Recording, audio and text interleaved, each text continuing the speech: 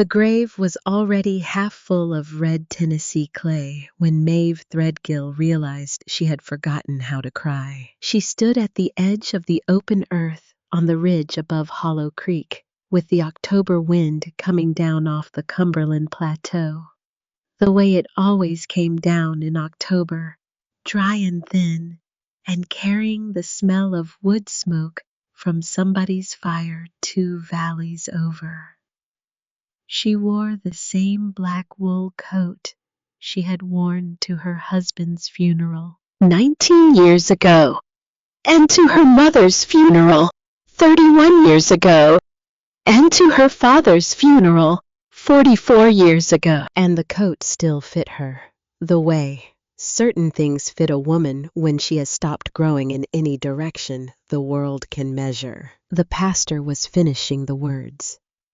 Maeve was not listening to them. She was looking at the white oak at the head of the cemetery, and remembering that her Uncle Silas had planted that tree the year she was born in 1953, and that he had told her once when she was 11 years old that the tree would outlive both of them by 200 years if nobody got foolish with a chainsaw. The tree was still there. Silas was in the box. The box was going into the ground, and Maeve Threadgill, 73 years old, the last of her line, save for the small pink-cheeked girl, holding her left hand, had not produced one tear since the call came on Tuesday morning. She did not know what that meant. She did not have time to think about what it meant. Wren tugged at her hand. Grandma. Yes, baby. Is Uncle Silas cold? No, sweetheart. He's not cold anymore. He's not anything anymore. He's just resting. Wren considered that with the grave consideration of a 7-year-old child who had recently been told by a cardiologist in a quiet office in Nashville that her own heart had a hole in it and would need to be patched before her 9th birthday, or it would not be patched at all. Will he wait for us? Maeve squeezed the small hand inside hers. He'll wait, sweetheart. He'll wait a long, long time. The pastor said, Amen. The 4 men from the funeral home men. Maeve had known since they were boys, throwing rocks at her uncle's tin roof, stepped forward with their ropes and lowered the casket the rest of the way down into the red clay. Maeve threw the first handful of earth. It landed on the polished pine lid with a sound like a single soft drum, and that was all the sound there was. And Maeve thought, You raised me from 12 years old. Silas and I owe you everything I have. And I do not even have a word for what you were to me. After it was over, after the handshakes and the casseroles and the murmured kindnesses of small-town Tennessee, after old Eldred McAllister had pressed her shoulder and walked away without trying to speak, after the women from the First Baptist had loaded the leftover ham into Maeve's truck and driven away in their slow, respectful Buicks, Maeve drove home with Wren asleep against the passenger door. She carried the child inside. She laid her on the daybed in the front parlor. She covered her with the quilt her grandmother had pieced in 1936. Then she went out to the porch and sat down on the cedar bench her uncle had built in 1971, and she put her face in her hands, and she still did not cry. She sat that way for a long time. When she lifted her face, the light had gone amber, and the ridge above the house was beginning to turn the color of old copper.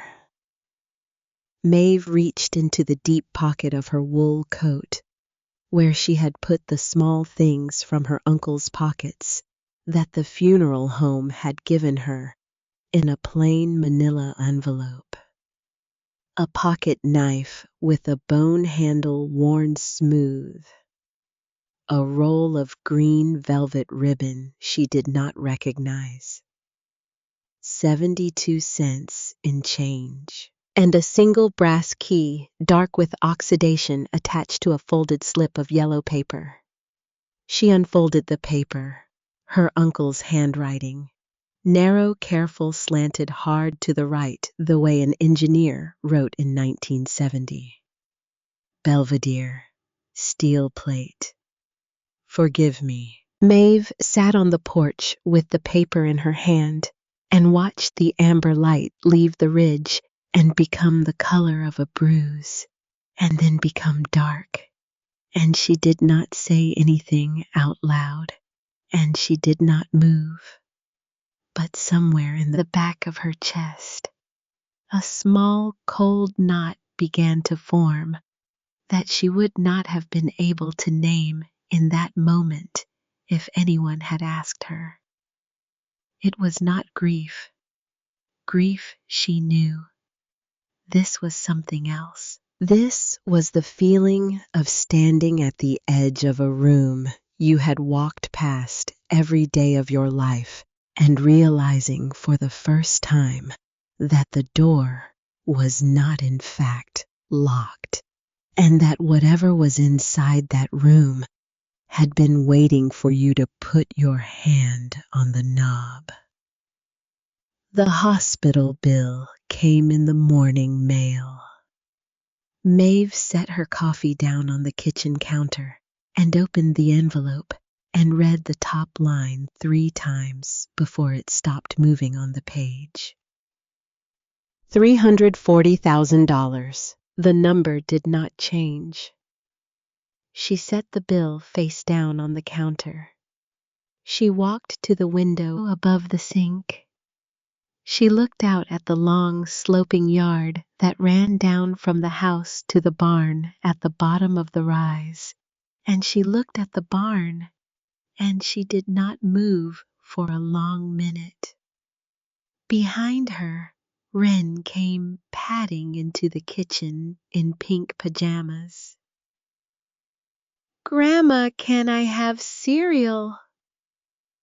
"Yes, baby, the kind with the blue box. Top shelf. Use the step stool." "Can I have 2 bowls?" "You can have whatever you want, sweetheart." Maeve heard the child climb the small wooden step stool her uncle had built when Wren was 4, and she heard the dry rustle of cereal into the ceramic bowl, and she heard her granddaughter humming a song with no clear tune, and Maeve Threadgill closed her eyes and pressed her forehead against the cold glass of the window above the sink. The bank had said no on Friday. The cardiac surgeon's office had explained very kindly that the hospital required a payment plan in place before the procedure could be scheduled, and that the procedure could not be delayed past the spring without an unacceptable increase in risk. And that an unacceptable increase in risk was a phrase that meant exactly what Maeve had thought it meant when she heard it. She had $2,400 in checking. She had $11,000 in savings. She had a paid-off house and a paid-off truck and a barn full of tools that any reasonable man in the county would offer her $30,000 for, if she could bring herself to sell what was left of her uncle. She could not bring herself to sell what was left of her uncle. Maeve opened her eyes. She turned around. Wren was sitting at the kitchen table with a bowl of cereal the size of her own head, swinging her bare feet under the chair. watching her grandmother with the patient watchfulness of a child who has learned before she was old enough to know she was learning that the adults around her are sometimes carrying things they do not want her to see. Grandma, yes, sweetheart, you look funny. I'm just thinking about Uncle Silas. Are you sad? I'm sad, baby, but I'm also going to be all right. And so are you. And so is everything. Wren considered that. Grandma, yes. Can we go to the barn today? Maeve looked at the child for a long second. She looked at the manila envelope in her coat pocket on the back of the kitchen chair. She thought about the brass key dark with oxidation, and the 3 words written in her uncle's careful, narrow, slanting hand on the folded yellow paper. Belvedere. Steel plate. Forgive me. Yes, sweetheart, Maeve said. We can go to the barn today. You finish your cereal. I am going to put on my work boots. The barn was the same. It was always the same. 47 years of the same. The big sliding door pulled back the same 6 feet. Her uncle had always pulled it back. The dirt floor swept the same way he had always swept it, with a push broom in long arcs from the back wall toward the open door so that the dust drifted out into the morning sun and not back across the work tables. The smell was the same. Old motor oil and cedar, and the iron tang of fresh weld, and the dry, warm hay smell from the loft above. Maeve stood in the doorway and breathed it in and thought, this is what my life smells like. This is what I am made of. In the center of the barn, on 4 bald tires that had not held air in 30 years, sat the 1958 Plymouth Belvedere. Sky blue factory, original, faded now to the color of a sky seen through dirty glass. Rusted along the rocker panels, rusted along the wheel wells, rusted in fact along every surface that a Tennessee winter could reach and find with its slow, patient teeth. But the body lines were still there underneath the rust, and the fins along the rear quarter panels still rose, the way Plymouth fins were meant to rise in the year 1958. And the chrome script along the front fender still spelled out the one word Maeve had been thinking about since 6 o'clock that morning: Belvedere. Her uncle had never let anyone touch this car, not in 40 years. She walked around it once slowly. Wren followed her at the half-step distance of a small child who knew that her grandmother was looking at something, the way her grandmother sometimes looked at things, which meant that talking was not the order of the moment. Maeve stopped at the driver's door. She tried the handle. It opened. It had not been locked in 40 years. Her uncle had not locked anything in this barn since the day he had moved back to Hollow Creek from Atlanta in 1984, and he had told Maeve when she had once asked him why that locks were for men with something to hide, and that he was not that kind of man anymore. She had believed him. She had believed him for 42 years. She slid into the driver's seat. The springs sagged. The vinyl was cracked. The big white steering wheel was sun-faded to the color of an old eggshell. She put both hands on the wheel and felt the cold of the metal underneath her palms. And she thought about her uncle at 38 years old, sitting in exactly this seat in 1983, with something in the trunk that he had not yet decided what to do with. Steel plate. Maeve got out of the car. She went around to the trunk. She lifted the latch. The trunk was empty except for a folded gray moving blanket, a roll of black tape, and a tire iron with a wooden handle her uncle had wrapped in friction cord some long time ago. She lifted the blanket. Underneath the blanket was the trunk floor factory carpet, faded and stained. She knelt down. She ran her hand over the carpet. There, under her right palm, just behind the spare tire. Well, the carpet did not give. It did not give the way carpet gives over sheet metal. It gave the way carpet gives over a 1/4 inch of welded plate steel. Maeve sat back on her heels. She looked at her granddaughter, who was standing 5 feet away, watching her with both hands tucked inside the front pocket of her overalls. Sweetheart. Yes, Grandma. I need you to go up to the house for me. Why? Because I'm going to be doing some loud work and I don't want your ears to hurt.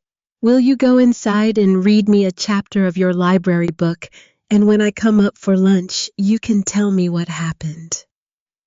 Wren considered the request the way Wren considered all requests, which was carefully. Will you tell me what's in the car? Maeve looked at her granddaughter. I don't know yet, baby. I will tell you when I know. Okay, Grandma.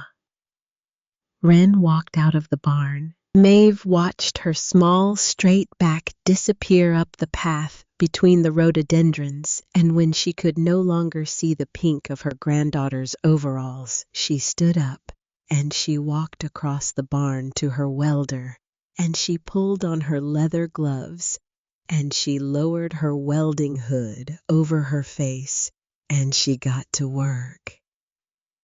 The plate came out in 47 minutes. Maeve had cut around its edges with a 4.5-inch grinder fitted with a thin cut-off wheel, and she had pried it up with a flathead screwdriver and the tire iron with the friction cord handle. The plate was as she had felt, a 1/4 inch thick. It was 20 inches by 16 inches.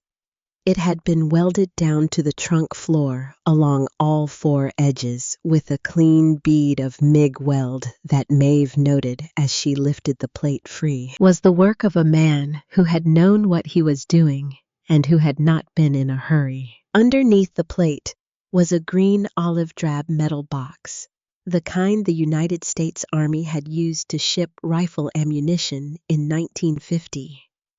The box was the kind that closed with a steel latch and a rubber gasket, and that when sealed properly would keep its contents dry through 43 Tennessee winters and any number of curious eyes.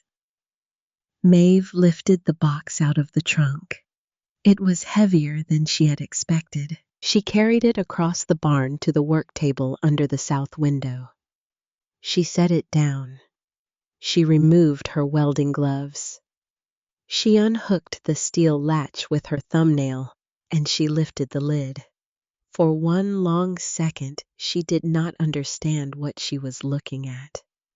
Then she did. Inside the olive drab metal box, arranged in tidy rows, were 9 small ingots of yellow metal, each about the size of a deck of cards. They were stamped with markings she could not read. At the distance her eyes were now from the box.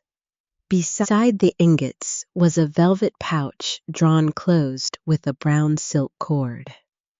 Beside the pouch were 3 leather-bound notebooks of the type that an accountant in 1950 might have used to keep ledgers, each one tied with a strip of linen tape. And on top of the notebooks, weighted down with a small smooth river stone, was an envelope. The envelope had 2 words written on the front of it: for Maeve.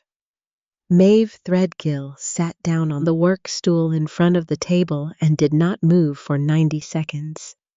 She picked up one of the yellow ingots. She turned it over. The stamp on the back was a single word in the small, precise lettering of a European refinery. And the word was Degussa. And the small 4-digit number beneath it was a weight stamp in grams. And the third line was a year. And the year was 1962. She put the ingot down. She picked up the velvet pouch. She loosened the cord. She tipped the pouch carefully into her palm, and into her palm came 22 stones that caught the morning light coming through the south window and broke it into the small, hard, fractured rainbows that only one kind of stone in the world breaks light into. She put the stones back in the pouch. She drew the cord closed. She set the pouch back on the leather notebooks. She picked up the envelope. The envelope had been sealed with red wax, and the wax had cracked in the heat of 43 summers in a closed metal box, and Maeve broke the rest of the seal with her thumbnail, and she pulled out 2 folded sheets of typing paper, and she unfolded them, and she began to read her uncle's handwriting. Maeve.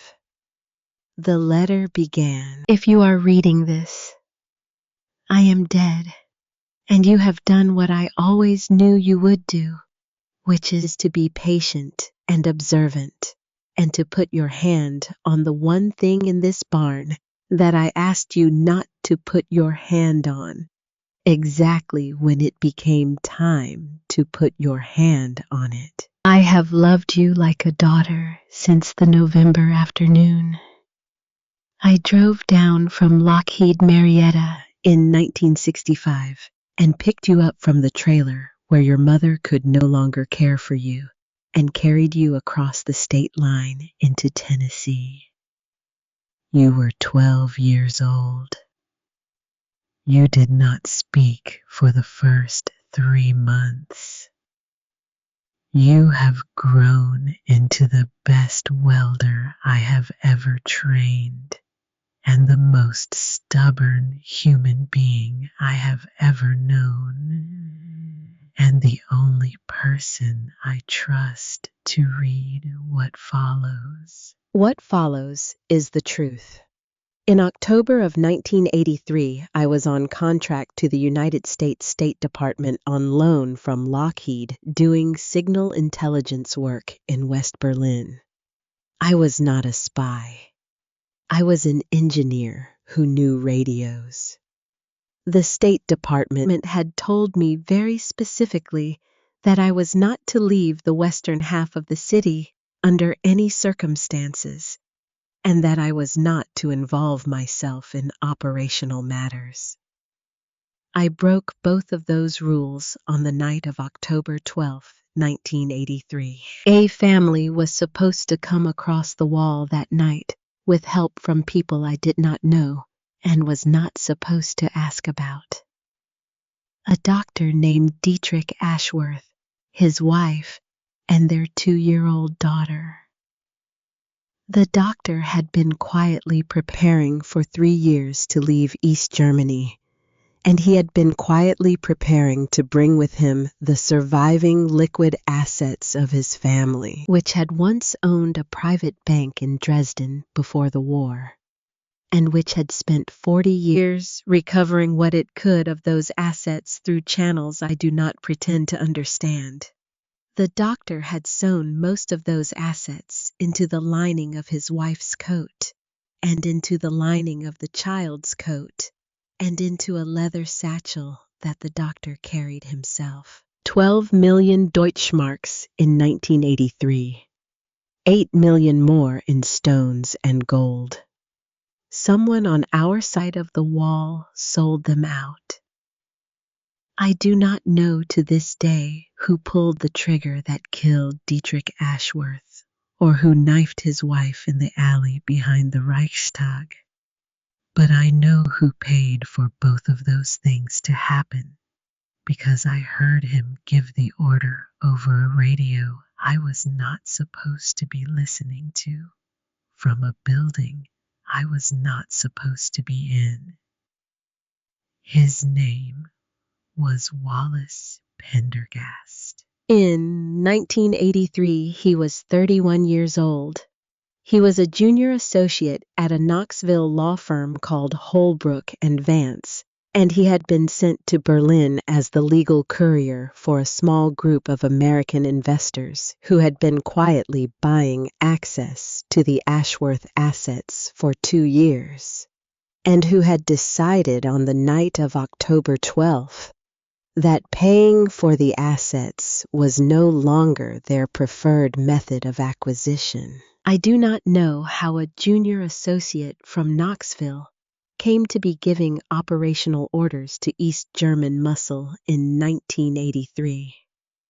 I have spent 43 years trying to find out, and I have not yet.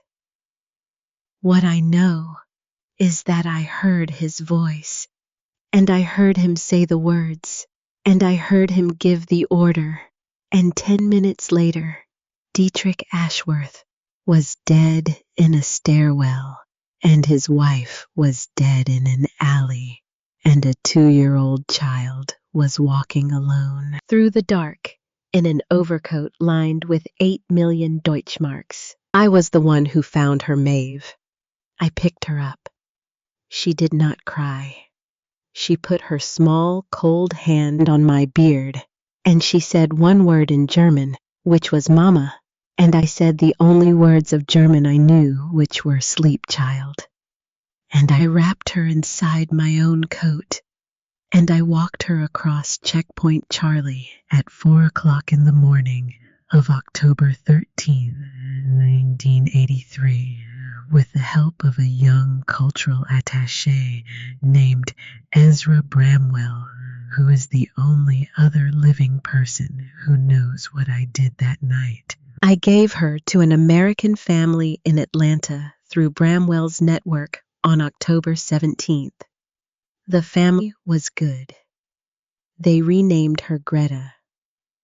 They were told the truth of who she was, and they swore to keep it from her until she was old enough to bear it. And they were told that someone would come for her one day to make certain she received what was hers. I am that someone. I have failed. I have failed Maeve because I never went to her. I never identified myself. I never told her what was hers, because for 43 years I was certain that the men who killed her parents were still hunting the assets, and that the moment I revealed her existence to anyone, she would be the next body in the alley. I was right to be careful. I was wrong to be silent. I am writing this letter on October 4th of this year, 3 days after a photograph arrived at my post office box in Hollow Creek with no return address and no note. The photograph showed me at my own kitchen table drinking coffee taken through my kitchen window from the edge of the woods at a date and time I cannot now establish, but which was certainly within the last 6 months. They have found me, Maeve. In this box is everything that remains of the Ashworth inheritance that I was able to recover and to keep safe for 43 years.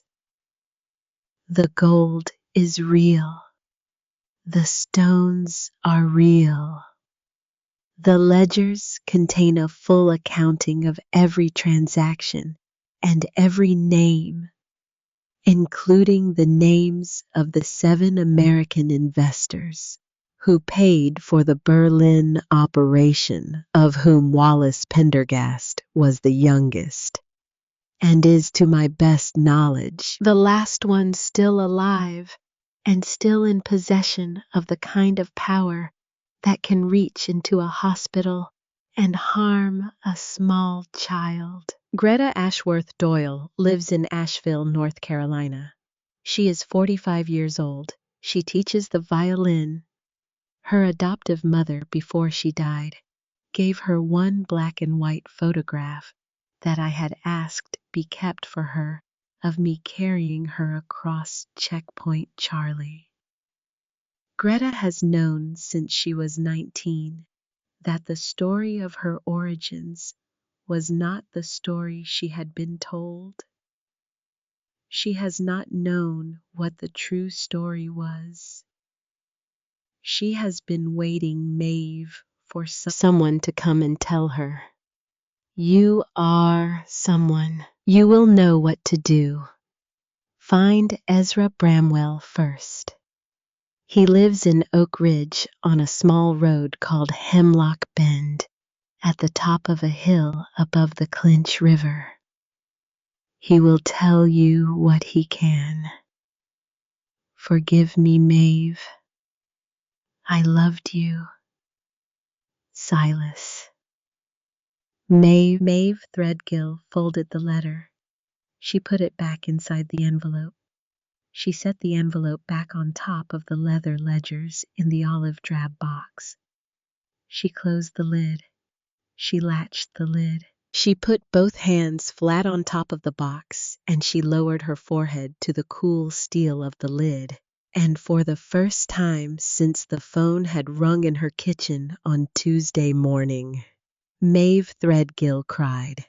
She cried for 90 seconds without sound, the way a woman who has welded metal for 50 years cries when she finally finds out what the metal was for. Then she stopped.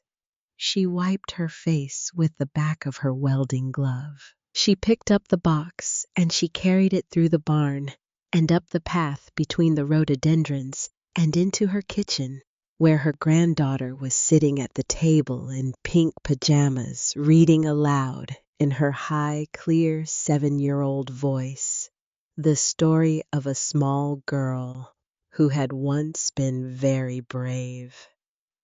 The drive to Oak Ridge took 2 hours and 17 minutes. Maeve made it on Wednesday morning after she had dropped Wren at the elementary school, after she had called Loretta Pace at the church and asked her quietly to pick the child up at 3 and keep her until evening. Loretta Pace had not asked why. Loretta Pace was 68 years old and a widow and Maeve's oldest friend in the world. And she had said yes the way she always said yes, which was without questions. The olive drab box was in the locked tool chest in the bed of the F-150 under a folded canvas tarp, under a stack of cedar planks Maeve had loaded over the top so that anyone looking into the truck bed at a gas station would see only a working woman's load of lumber and would look no further. She found Hemlock Bend at the top of a long, rising gravel road in the wooded country east of the Clinch River. The road ended at a small, white clapboard house with a green tin roof and a covered porch that wrapped around 2 sides. There was a woodpile neatly stacked against the eastern wall. There was an old gray Subaru in the gravel turnaround. There was a man on the porch. I was 75 years old. He was thin. He was tall, even sitting down in the way a man is tall when his height has been the first thing anyone has noticed about him since he was 12 years old. He had a beard neatly trimmed white. He had small, round, wire-rimmed glasses. He wore a brown corduroy jacket over a flannel shirt, and he was holding a coffee mug in both hands as if to warm them, and he watched Maeve climb out of her truck with an expression she could not yet read. Maeve walked up the gravel path. She stopped at the bottom of the porch steps. She did not say anything at first because she had not, on the drive up, figured out what to say. The man on the porch set down his coffee mug. "You must be Maeve," he said. His voice was quiet, careful, with the trace of an accent she could not quite place, which might have been original to the eastern shore of Maryland, but which had passed through a lot of other places before it settled where it had settled. "How do you know my name?" "Because you have your uncle's mouth," he said, "and because I have been expecting you for 2 weeks." Maeve looked at him. "He told you I was coming." "He told me 10 years ago that one day you would come if certain things happened. I read about him in the Knoxville paper on the 7th of October. I have been sitting on this porch every morning since waiting." Maeve climbed the porch steps. Ezra Bramwell gestured to the rocking chair beside his own. She sat down. He did not offer her coffee. He did not make small talk.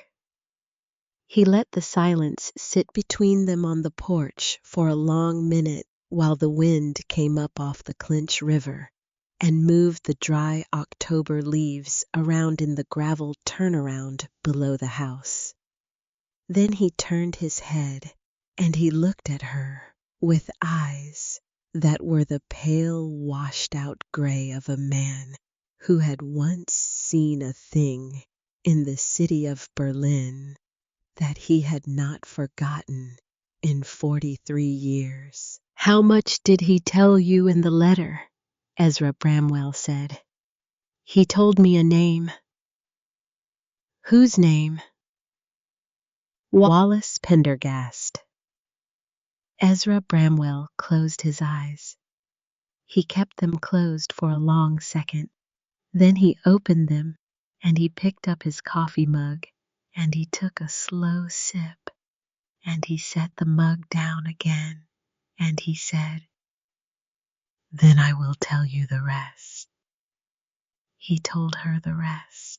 He told her about a divided city in the autumn of 1983 and about a young surgeon named Dietrich Ashworth who had been quietly bribing border guards for 2 years, and about a wife named Annalise who had been a concert pianist before the war ended her career, and about a 2-year-old girl with very dark hair named Margaret. He told her about a splinter group of 7 American investors who had been buying influence inside East Berlin for the better part of a decade, and who had identified in the Ashworth family an opportunity to take rather than to purchase. He told her that the operation had been coordinated by a young legal courier named Wallace Pendergast, who had been sent over from a Knoxville firm because the firm had a quiet relationship with a Swiss bank that was useful for moving the kind of money that the operation was expected to produce. He told her about a stairwell on Friedrichstrasse and an alley behind the Reichstag, and a child wrapped in an overcoat in the back of a State Department sedan at 4 in the morning. He told her about a forged passport in the name of Greta Margaret Ashworth Doyle and a family of librarians in North Atlanta, and a quiet, good woman who had raised the child as her own and who had on her deathbed in 2009 given her grown daughter a single black and white photograph and told her the rest of the truth. He told her that Greta Ashworth Doyle now lived in Asheville and taught the violin. He told her last that Wallace Pendergast had risen in the 43 years since Berlin from a junior associate at Holbrook and Vance to the senior managing partner of Pendergast and Vance, which was now the largest private legal firm in East Tennessee, and that Wallace Pendergast also currently served as the chairman of the board of trustees of Vanderbilt Children's Hospital in Nashville. Maeve Threadgill sat in the rocking chair on Ezra Bramwell's porch for 10 full seconds after he had finished speaking. Then she said very quietly, "My granddaughter is scheduled for open heart surgery at Vanderbilt on the 14th of December. Ezra Bramwell turned his face toward her. He did not blink. "Mrs. Threadgill," he said, "your uncle did not know that." "I know. You will need to move very quickly." "I know that too." She drove home at dusk. The Cumberland Plateau was the color of old wine where the sun touched it. The light came in low through the western windows of the truck cab and made everything inside the cab the color of held breath. Maeve drove at the speed limit. She watched the mirrors. The olive drab box was still in the locked tool chest in the bed of the truck under the tarp under the cedar planks. And she did not stop for gas, and she did not stop for coffee, and she did not stop for any reason at all until she pulled into the gravel drive of her own house at 6:47 in the evening. Loretta Pace's car was in the drive. The kitchen lights were on. Wren came out onto the porch in her pink overalls and waved at the truck with both arms, the way a 7-year-old waves when she has spent the afternoon coloring at someone else's kitchen table and is happy to be home. Maeve waved back. She got out of the truck.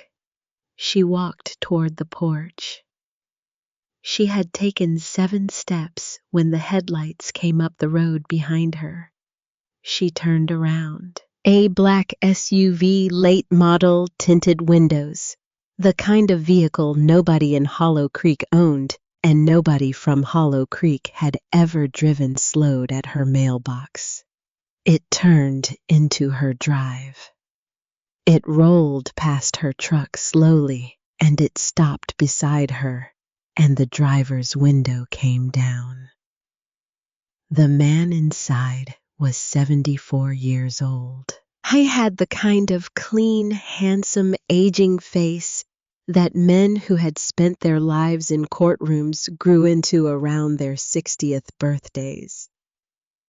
He had silver hair, expensively cut. He wore a camel hair overcoat over a charcoal suit. His hands were on the wheel at 10 and 2.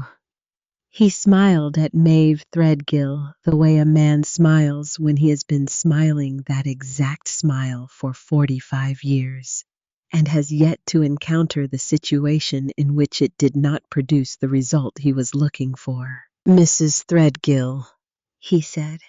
His voice was low, warm, educated. "I do believe we have not met. My name is Wallace Pendergast.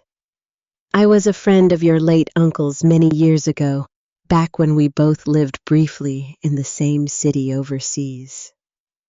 I have come tonight to offer my condolences and to offer, if you will permit me, a small piece of business that I believe will be of great help to you and to your remarkable granddaughter." Maeve Threadgill did not move.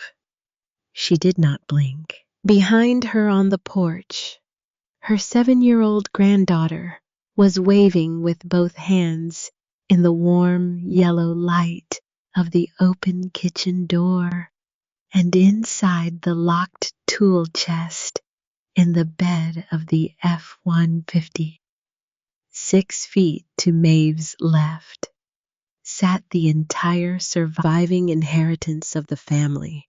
This man had ordered murdered in the autumn of 1983.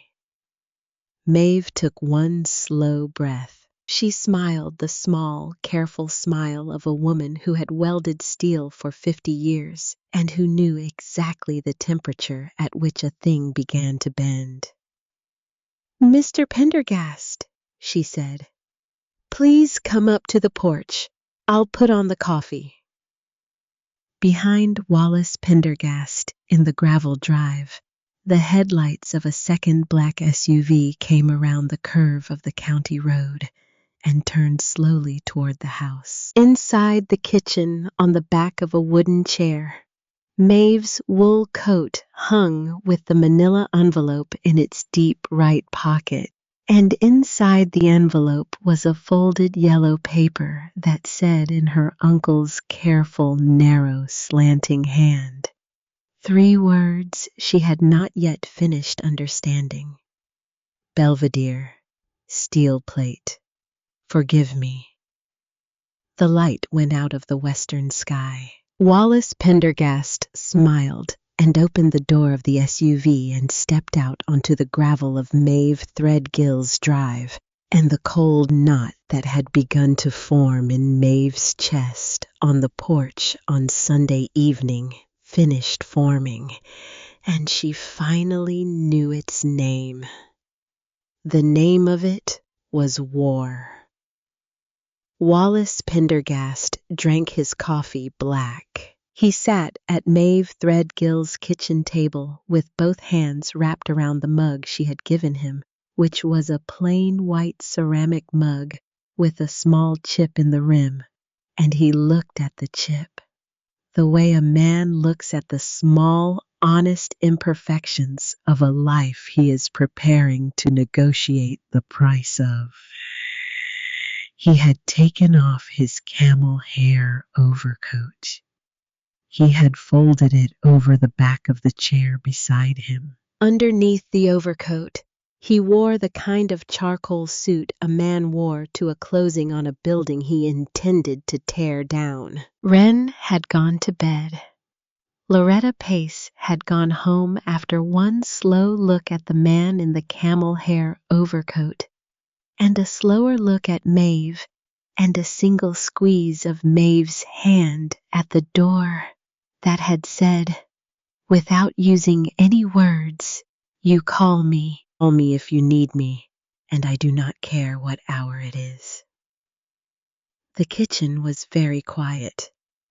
The clock above the refrigerator said 8:41 in the evening. Outside the kitchen window, the second black SUV had pulled in behind the first, and 4 men in dark clothing had gotten out, and they had positioned themselves at the corners of the property in the unhurried way of men who had been paid not to hurry, and they had not come up to the porch. "This is excellent coffee," Wallace Pendergast said. "It's grocery store coffee. It is the way you have made it that I am praising, Mrs. Threadgill. The technique, the patience." "Mr. Pendergast." "Yes? Why don't you say what you have come here to say?" Wallace Pendergast set his coffee down. He smiled. It was the smile Maeve had seen in the gravel drive in the headlights of his SUV, the same smile, and she understood now that the smile was not a smile. The smile was a tool. It was the way a man like Wallace Pendergast picked up a room and turned it in his hand to see if there were any seams in it he could work a knife into. Your uncle, God rest him, was a man I respected greatly, he said. We were associates many years ago in a brief, complicated period of both our lives. He kept certain items for me as a personal favor after our paths diverged. Those items have regrettably considerable sentimental value to me and to certain associates of mine. I have come to retrieve them. What items? A small green metal box, of the kind the army used to use for ammunition. Your uncle would have kept it somewhere unusual. He had a fondness for unusual hiding places. And what would you give me for it? Wallace Pendergast tilted his head slightly to one side. $75,000, he said. Cash. Tonight. I have it in the vehicle outside. The box is, I should clarify, of no monetary value to anyone but me. The contents are personal correspondence, family photographs, and a small quantity of what your uncle would have described as sentimental ballast. But I have been looking for it for a very long time. Mrs. Threadgill and I am willing to pay what it is worth to me to find it, which is to say, what it would be worth to you to be done with it. Maeve did not move. She sat across the table from him with both her hands flat on the wood, and she let the silence sit in the kitchen between them. And she thought about her husband dead, 19 years now, who had been a slow, steady man, and who had told her once that the most useful thing a person could do in a hard conversation was to make the other person say more than they had planned to say. So Maeve Threadgill said nothing. Wallace Pendergast waited. When Maeve still did not speak, he leaned back in the chair and he smiled again. The second tool. Smile, the slightly warmer one. I understand your hesitation, Mrs. Threadgill. You are a careful woman. Your uncle taught you to be a careful woman. Allow me to put your mind at ease on one small matter. I have taken the liberty of inquiring on your behalf into the situation of your granddaughter at Vanderbilt. I serve, as you may not know, as the chairman of the hospital's board of trustees. I have considerable discretion in matters of patient billing. I believe I could arrange. In the same conversation in which we settled the question of your uncle's box, a complete waiver of the surgical costs associated with your granddaughter's procedure in December. He paused. He let the silence sit. He took a slow sip of his coffee. I would consider it, he said, a personal kindness to the family of an old friend. Maeve Threadgill looked at the man across her kitchen table. She thought about a stairwell in West Berlin on the morning of October the 13th, 1983, and about a 2-year-old child with very dark hair walking alone through the dark in an overcoat lined with 8 million Deutschmarks. She thought about Wren upstairs in pink pajamas under the quilt her grandmother had pieced in 1936. She thought about her Uncle Silas at his kitchen table with a coffee mug in his hands and a man with a camera at the edge of the woods. She thought about all of it for about 3 seconds. Then she smiled. It was not Wallace Pendergast's smile. It was a threadgill smile, narrow and slow and made of 47 years of welding steel, and she said very quietly, "Mr. Pendergast, I appreciate the offer. I am going to need a little time to look for what you're describing. My uncle was a man of unusual hiding places, as you say. I will call you on Friday."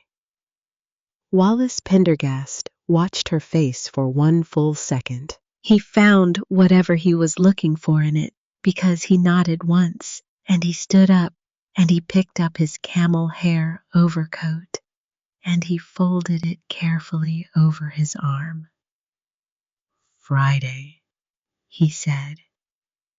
"Friday. It would be a courtesy, Mrs. Threadgill, if I did not have to call you first." "You won't." He looked at her one more time. Then he walked to the front door of her kitchen, and he opened it, and he stepped out onto the porch, and he walked down the steps and across the gravel drive to the SUV. The four men at the corners of the property fell in behind him without a word. The doors of the SUVs closed in soft, expensive thumps. The headlights came on. The vehicles turned around in the gravel and rolled back down the county road in the direction of Knoxville, and Maeve stood at her kitchen window and watched the taillights until they were the size of two red embers, and then until they were nothing at all. She did not move for a long minute after they were gone. Then she walked to the back of her kitchen chair. She lifted her wool coat off it. She put it on. She took the manila envelope out of the deep right pocket, and she sat back down at the kitchen table, and she opened the envelope, and she pulled out the first of the 3 leather-bound ledgers her uncle had left her in the olive-drab metal box. She had brought it into the house with the velvet pouch and one of the gold ingots while Pendergast was on his way up the road. The rest of the box was now under the bathtub, in the upstairs bathroom behind the cedar panel her husband had built in 1991 to hide the access pipes. Nobody on earth knew that panel was a panel except Maeve. She opened the first ledger. She turned to the last page that had any writing on it. Her uncle's narrow, slanting hand. Dated October 2nd, 2026. 3 days before the photograph had come in the mail. 5 days before he had died. Child survived. New name, Greta Ashworth Doyle. Asheville, NC. Walnut Avenue, 2nd floor above the music shop. Teaches violin. Has known since 2009. Do not contact unless I am dead, and she is the last hope. Beneath the entry, in slightly smaller writing, an address. Maeve closed the ledger. She closed her eyes. She opened them. She walked to the hall closet, and she pulled down the duffel bag her husband had used to carry his welding helmet to job sites in the 1990s, and she packed it. 2 changes of clothes, a toothbrush, the brass key, the ledger, the pouch of stones, one of the gold ingots wrapped in a kitchen towel. She left the rest of the box where it was. She walked upstairs in her stocking feet. She stood in the doorway of Wren's room, and she watched her granddaughter sleep for 90 seconds. Then she went back downstairs, and she called Loretta Pace, and Loretta Pace answered on the first ring. "I need you to take her tonight," Maeve said. "I'll be there in 12 minutes. "Loretta? What?" "If anything happens to me, you take her to Knoxville. You take her to Imogen Sterrett's office on Gay Street. third floor, the renovated tobacco warehouse. Sterrett, with 2 T's. You tell her you are bringing the child Maeve Threadgill spoke about. Do you understand? A pause. Maeve, yes. What in God's name have you got into? Something my uncle started a long time ago. I am going to finish it. 12 minutes. She hung up. Loretta Pace's car came up the gravel drive 11 minutes later. Maeve carried Wren out wrapped in the quilt. The child stirred and murmured and put her small warm hand on Maeve's cheek, the way she always did when she was half asleep. And Maeve held her face against the soft, warm child for one long second. And then she put her granddaughter in the back seat of Loretta Pace's old Buick, and she fastened the seat belt, and she closed the door. And she did not look back as Loretta pulled out of the drive and turned south on the county road. She went back inside. She locked the front door. She took her uncle's deer rifle down from the rack above the fireplace, and she loaded it, and she put it back on the rack with the safety on, and she set the box of cartridges on the mantel. Then she got into the F-150, and she drove east into the dark toward Asheville. She crossed the North Carolina line at 3:47 in the morning. Asheville came up out of the dark in a low spread of yellow lights along the French Broad River, and Maeve drove the slow-rolling grade down into the city with the windows of the F-150 cracked an inch on each side, because she had stopped only once for coffee in the last 200 miles, and she did not trust her own eyes to stay open without the cold air on her face. She had not slept since Tuesday. She had not eaten since lunch.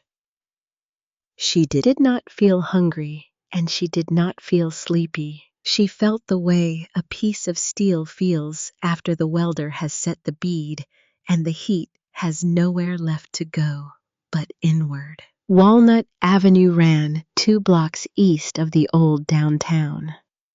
The music shop was on the corner. The second-floor windows above it were dark. There was a black wrought iron stair on the side of the building that climbed to a small landing and a single dark blue door with a brass number 5 on it. Maeve parked her truck across the street in the empty lot beside a closed bakery, and she sat for 10 minutes and watched the street. Nobody came. Nobody went. At 5:58 in the morning, the light came on behind the dark blue door. Maeve crossed the street. She climbed the wrought iron stair slowly, one step at a time, because her knees were the knees of a 73-year-old woman who had been driving for 9 hours. And she did not want the first impression Greta Ashworth Doyle had of her to be the sound of a woman falling down a flight of metal stairs. She reached the landing. She knocked 3 times evenly. The door opened. The woman who stood in the doorway was 45 years old. She was tall. She had dark hair, very fine, beginning to gray at the temples. She wore a long gray cardigan over a long white nightgown. Her hands were the hands of a violinist, long and narrow, with the deep callus on the left fingertips that Maeve had once seen on her own grandmother.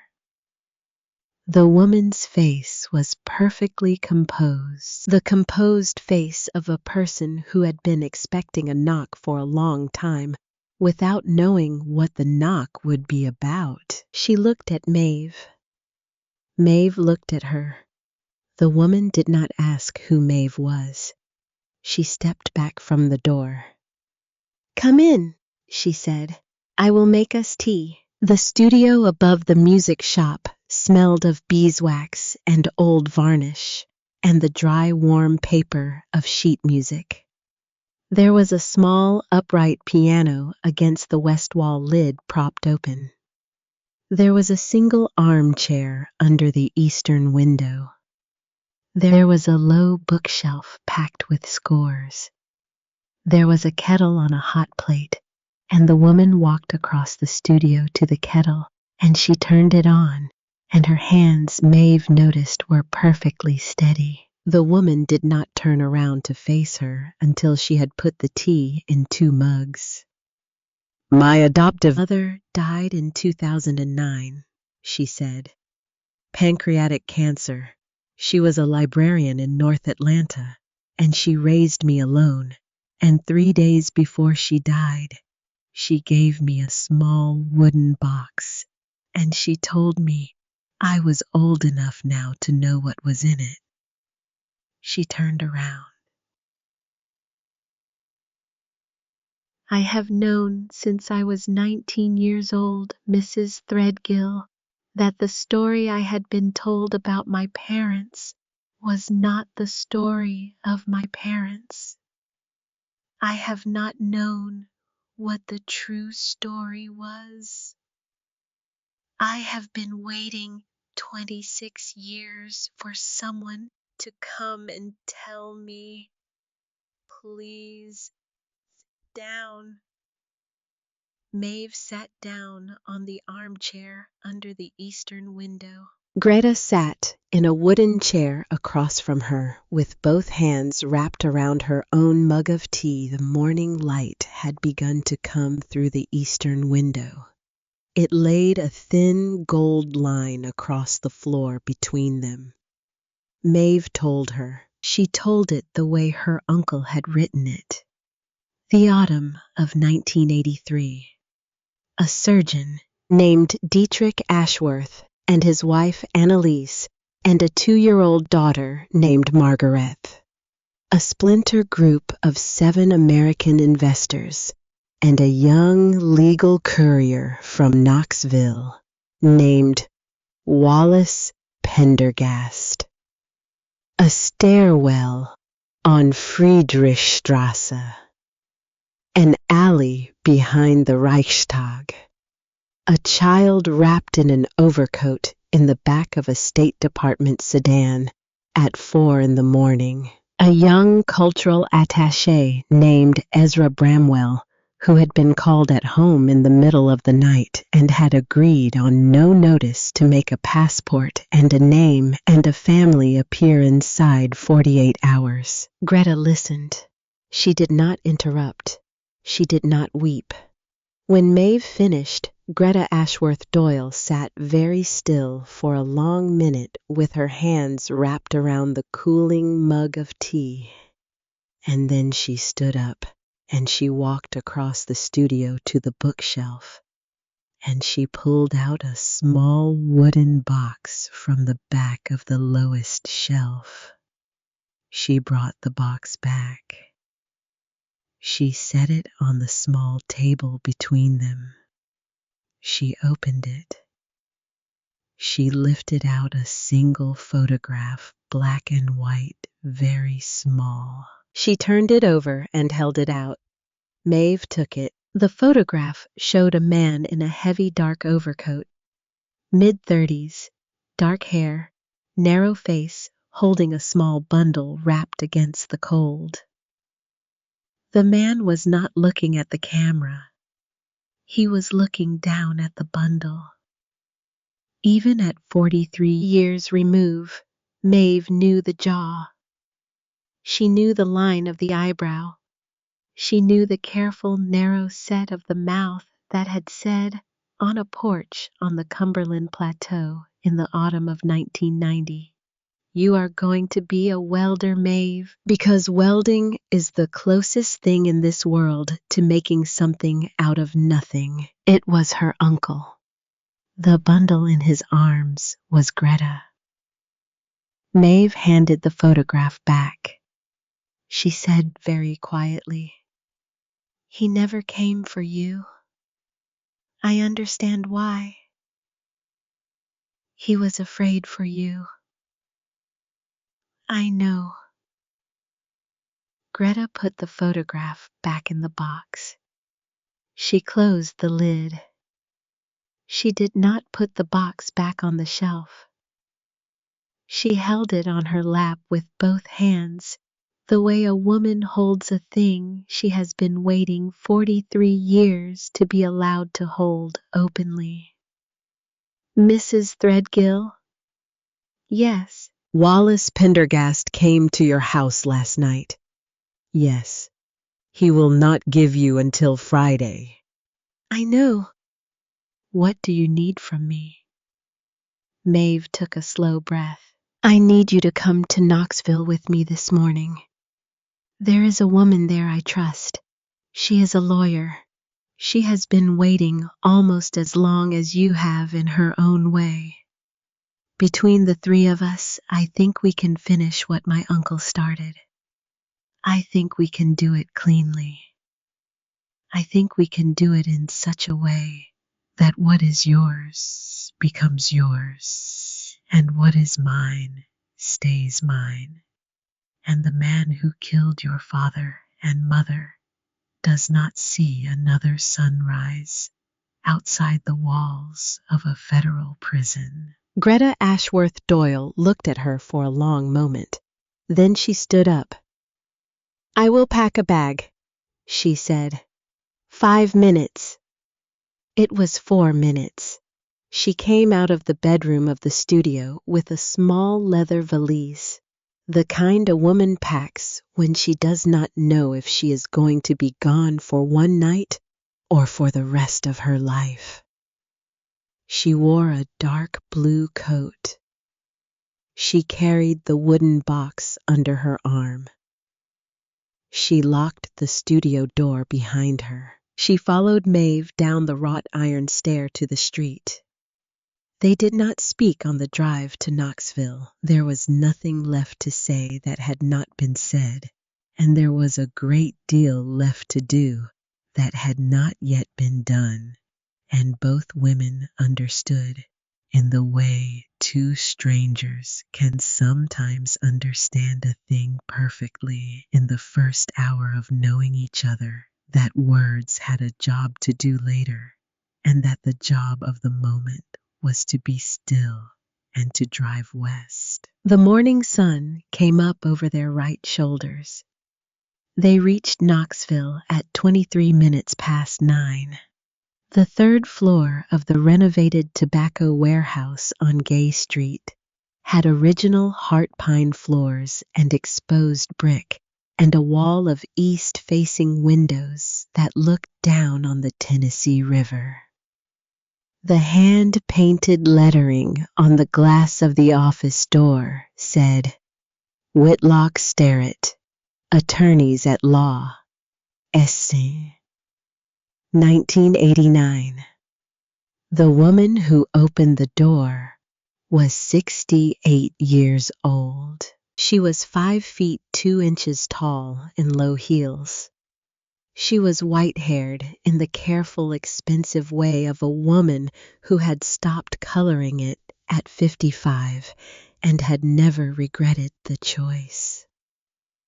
She had pale blue eyes and a face that had once been beautiful and was now the next thing, which was used in the way a good knife handle is used. She wore a charcoal pantsuit and a single strand of small pearls. She looked at Maeve. She looked at Greta. She looked at Maeve again. Maeve Threadgill, she said, I have not laid eyes on you in 11 years. Imogen, I need help. You have my help. She stepped back. Both of you, come inside. Imogen Sterrett closed the door of her office behind them. She walked across the office to a long oak conference table, and she sat down at the head of it, and she gestured to the two leather chairs across from her, and Maeve and Greta sat down. Imogen Sterrett did not pour coffee. She did not offer tea. She did not make small talk. She took out a yellow legal pad, and she uncapped a black fountain pen, and she said, "Begin." Maeve began. She told the second version of the story, the shorter one. Her uncle's death, the brass key, the Plymouth, the olive drab box, the letter, the drive to Oak Ridge, and Ezra Bramwell on his porch, the drive home, and the second SUV in the headlights, and Wallace Pendergast at her kitchen table with a mug of grocery store coffee and an offer of $75,000 and the chairmanship of a children's hospital. She told it in 22 minutes. Imogen Sterrett did not write down a single word.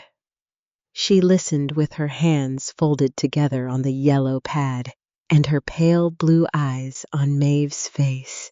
And when Maeve was finished, Imogen Sterrett said very quietly, "He is exactly the same he was when I sat across the bar table from him in 1991 and watched him lie under oath about a $5 million trust account he had been quietly emptying for 3 years.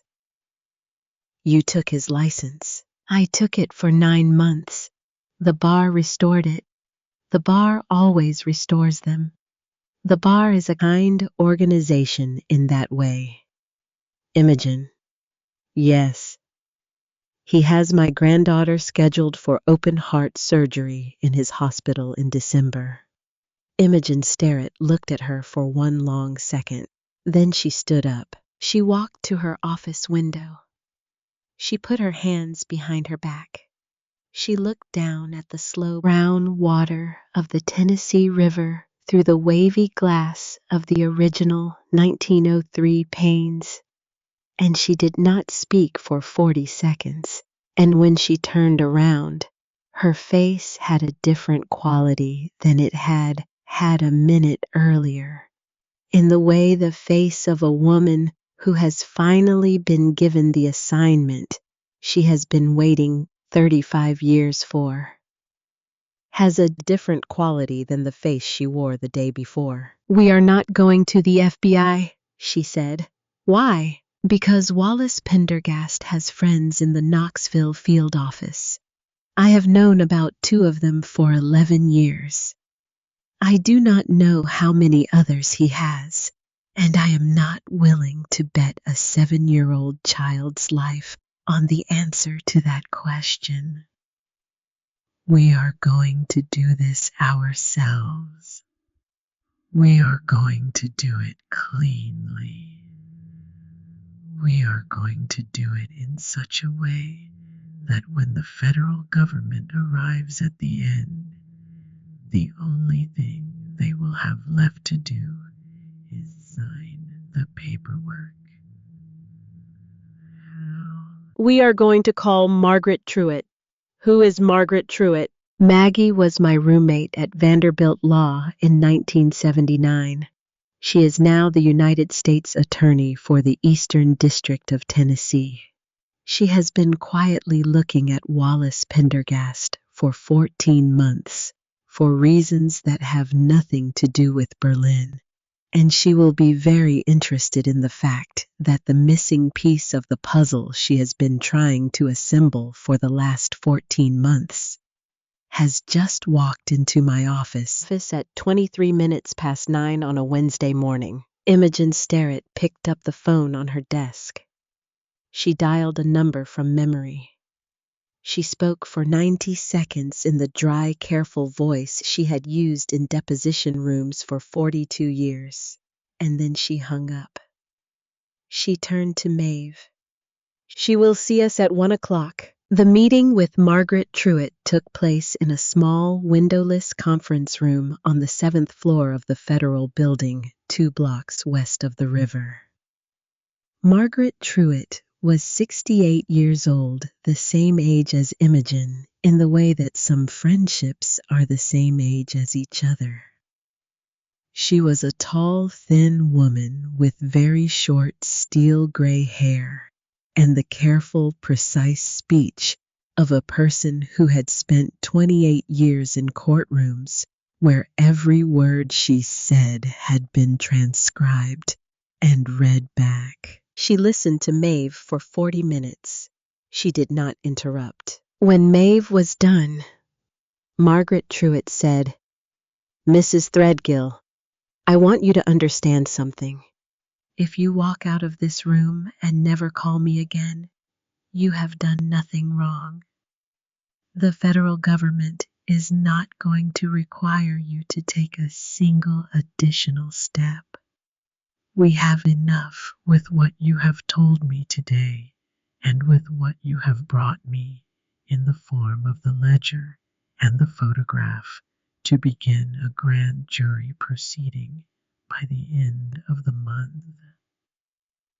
How long until you can arrest him?" With grand jury process, indictment by Christmas, arrest in February, trial by next October.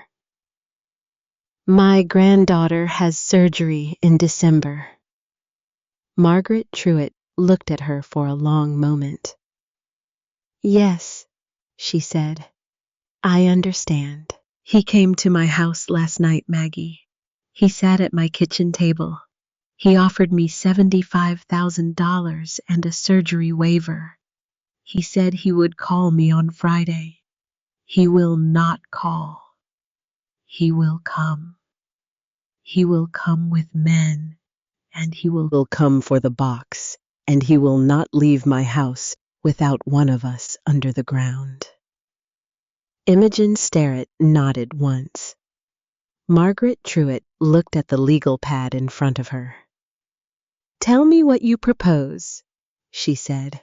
"I propose," Maeve said, "to do this on my own terms, not at my house, not with my granddaughter anywhere near it. I will call Pendergast on Thursday morning. I will tell him I have found his box. I will tell him I want to make the trade Friday night at my uncle's barn on Hollow Creek. The barn is private. The barn is mine. The barn is full of things my uncle built for reasons he never explained to me. I am going to find out between now and Friday night what some of those reasons were." Margaret Truitt waited. Maeve went on. "I will not bring the FBI. I will not bring the Knoxville TBI field office. I will accept a small operational team that you personally select, Maggie, from your office in Nashville, that you can vouch for personally, that has had no contact with Pendergast or Pendergast's firm or anyone whose name appears in those ledgers. They will stage well away from the barn. They will come in only on a signal from Imogen, who will be inside the barn on a video uplink. Greta will be with Ezra Bramwell at the tree line as a witness. I will be inside the barn. I will be alone. I will not be armed. Pendergast will come in person. He will not be able to resist coming in person." "How do you know that?" "Because I am going to make him an offer in that phone call that no living man with his particular education in greed is going to be able to send a subordinate to collect on." Margaret Truitt looked at her for a long time. Then she said, "Mrs. Threadgill, yes. What is it that you intend to do in your uncle's barn between now and Friday night?" Maeve folded her hands on the table. I am going to remember a summer, she said. I am going to remember a summer when I was 16 years old, and my Uncle Silas had me up in the loft of that barn every Saturday for 3 months, helping him rig a system of pulleys to lift engine blocks down from the loft floor.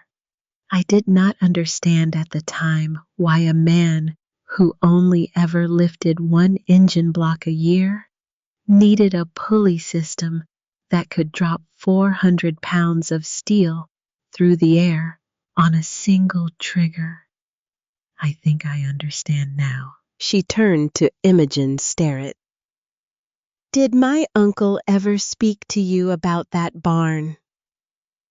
Once, in 1994.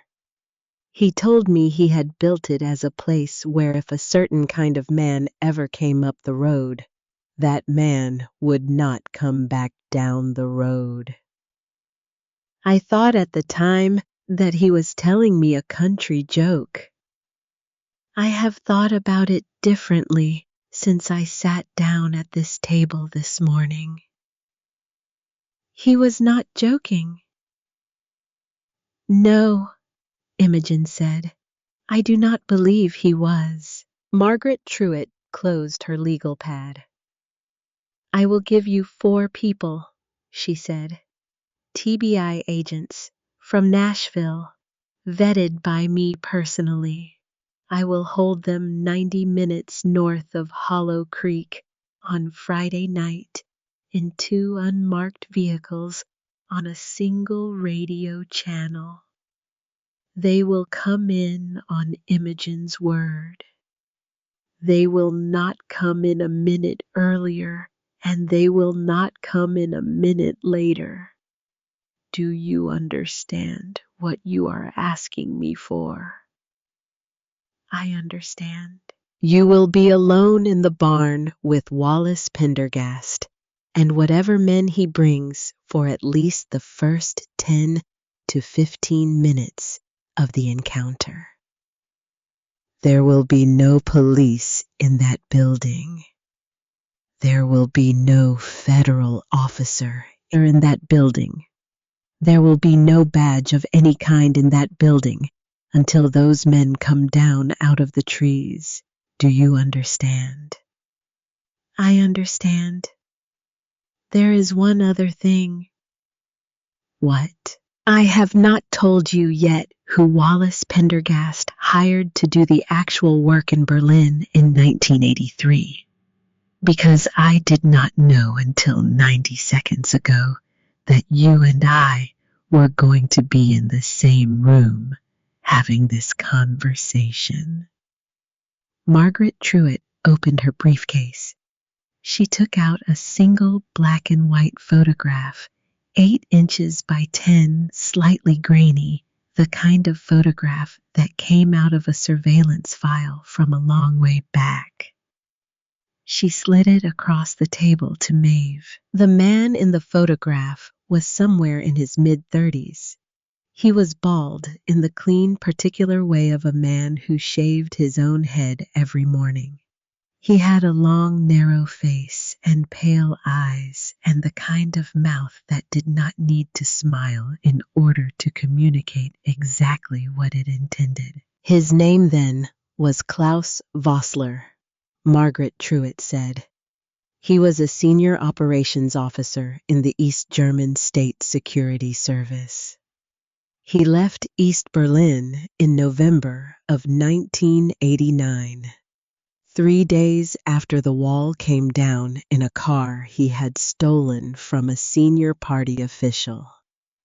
He spent the next 18 years in private security work in South America and the Middle East. He is now 74 years old. He is an American citizen by means I have not yet untangled. He lives in Atlanta in a gated community under the name Carl Vance. He flew to Knoxville on Monday morning. He has not flown back. Maeve looked at the photograph for a long time. Then she set it face down on the table. He is coming to the barn on Friday. He is coming to the barn on Friday. With Pendergast. With Pendergast. And with whatever is left of Pendergast's private security after 43 years of training one man to do exactly this one job. Maeve nodded once. She picked up the photograph again.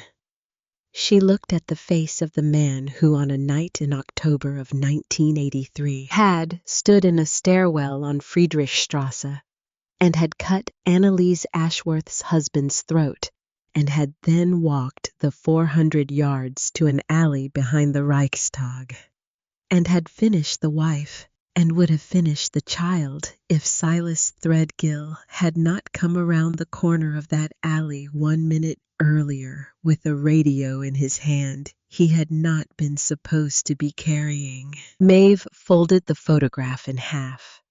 She put it inside her coat pocket against the small folded yellow paper that said Belvedere. Steel plate. Forgive me.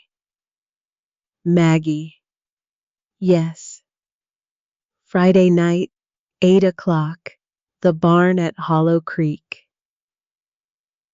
Friday night, 8 o'clock. Maeve drove home through the long gold afternoon. Greta was beside her in the passenger seat. They had agreed in the parking garage of the federal building that Greta would come back to Hollow Creek with her, that she would stay in the second bedroom of the small white clapboard house Maeve's uncle had owned across the ridge from her own, that she would not be visible from any county road or from any window of Maeve's house, that she would be at the tree line with Ezra Bramwell on Friday night, that her purpose in being there was twofold. One, to identify herself by name and by photograph in the presence of recording equipment the moment Wallace Pendergast spoke aloud the words that confirmed he had ordered her parents killed. And two, to be a witness to what was about to be done in her father's name and her mother's and her own. They reached Hollow Creek at 4:47 in the afternoon. Maeve dropped Greta at her uncle's old house on the ridge. She showed her the woodpile. She showed her the well. She gave her a key. She did not stay. She drove the F-150 down the long sloping yard to the barn. The barn was the same. It was always the same. She slid back the big door. She walked inside. She stood in the dirt floor in the warm October dust of the late afternoon, and she looked up at the loft, and she thought about a 16-year-old girl with her uncle's enormous leather gloves on her small hands, and a welding hood lowered over her face, and a voice in her ear that had said, "Men build airplanes, Maeve, but women like you are going to build whole worlds of your own." She walked across the dirt floor to the wooden ladder. She climbed it. The loft was lower ceilinged than she remembered, the way every space from childhood is lower ceilinged than you remembered. Dust hung in the slanted bars of late afternoon light coming through the holes in the tin roof. The smell up here was old hay and dry cedar, and the iron tang of a place built by a man who had loved both. The cable was still there. She traced it with her hand from where it ran out of the rafters and down through a hole in the loft floor to the pulley system her uncle had bolted into the eastern wall. She climbed back down. She found the iron pin under the floorboard near the rear doors, exactly where her 16-year-old self had remembered. She stepped on it experimentally with her heel. The counterweight in the wall slid an inch. The cable in the loft creaked. Nothing else moved because nothing was loaded into the drop position.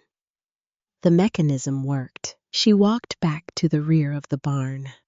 She pulled open a small panel in the cedar wall that her uncle had cut in 1979 to give access to the back of the chimney flue. Inside the panel, in a wooden tray, were 3 steel I-beam offcuts, 80 pounds each. Her uncle had pre-rigged them in 1979 and had stored them dry against the wall for 47 years. She lifted one of the beams. She tested the rigging cable. The cable was old. The cable was in her judgment sound. She did not rig the beams yet. She would do it tomorrow. Tonight, she had one more thing to do. She climbed the wooden ladder back up into the loft. She walked in the dust and the slanting last light to the western corner, where her uncle had kept his old paint cans on a high shelf above the rafters. She reached up. She felt along the top of the shelf with her hand. Her fingers found what they were looking for at the back behind a can of barn red paint that had not been opened in 30 years. A small leather-bound notebook, black, cracked. The 4th ledger, the one her uncle had not put in the metal box. The one he had kept up here in the dust and the dry wood smell of his last 47 years. In case the day came when somebody needed to know not what had happened in Berlin in 1983, but what he had been preparing in Hollow Creek every day since. She took the notebook back down the ladder. She sat on the work stool under the south window in the last bar of October sun, and she opened the notebook, and she began to read the engineering drawings her Uncle Silas had made in 1979 of every trap, every false floor, every counterweight, every hidden cable, and every quiet old reason for them that he had patiently, lovingly, terribly built into the barn she was sitting in. The light was going. The light was almost gone. In her coat pocket, her phone began to ring. Maeve looked at the screen. It was the elementary school in Hollow Creek. It was 4 minutes after 6 in the evening. The elementary school in Hollow Creek closed at 5. Maeve Threadgill stood up off the work stool with the small black notebook in her left hand and her uncle's last 47 years of careful, patient preparation laid out across her lap, and she answered the phone, and the woman on the other end of the line was Loretta Pace, and Loretta Pace was crying. Maeve. Loretta. They came to the school. They came to my house. They came to the church. They came I would have taken her, Maeve, and they came all at once, and I could not stay ahead of them. I am sorry. I am so sorry. Maeve's hand closed around the black notebook. Loretta, where is she? A long silence. I do not know, Loretta Pace said. A man took her, Maeve, about an hour ago, from the parking lot of the Piggly Wiggly. He had a phone. He held it up. He showed me your face on the screen, Maeve. He showed me you in your kitchen this morning. He said if I made a single sound or called a single person, he would make sure you were the next photograph. I am so sorry. I am so sorry. I am calling you from a payphone outside of Crossville. Maeve stood in the empty barn in the last dying light of an October Wednesday, with the small black engineering notebook in her hand, and she did not say anything for 10 seconds, and then she said in a voice that was perfectly level, "Loretta, listen to me. You are not at fault. You did the only thing you could have done. I need you to drive to Imogen Sterrett's office in Knoxville right now. Do you remember the address? Gay Street, 3rd floor, Tobacco Warehouse." "That is right. You go there. You tell Imogen what happened exactly as it happened. You do not stop driving for any reason between Crossville and Knoxville. Do you understand me, Loretta?" "I understand. I will see you when this is over." She hung up. She stood very still in the empty barn for 1 full minute. Then her phone rang again. The number was a number she did not know. The area code was a 400 series she did not recognize. She answered it. "Mrs. Threadgill," a voice said. It was a man's voice. It was low. It was even. It carried the very faint, very dry edge of an accent that had once been Saxon and had been worn down in 40 years of careful work into the kind of accent a man wore the way another man wore a watch he no longer wound. "Mr. Vossler." A pause on the line. "You have done your reading, Mrs. Threadgill." "I have." "Then I will save us both the formalities. I have your granddaughter. She is unharmed. She is asleep.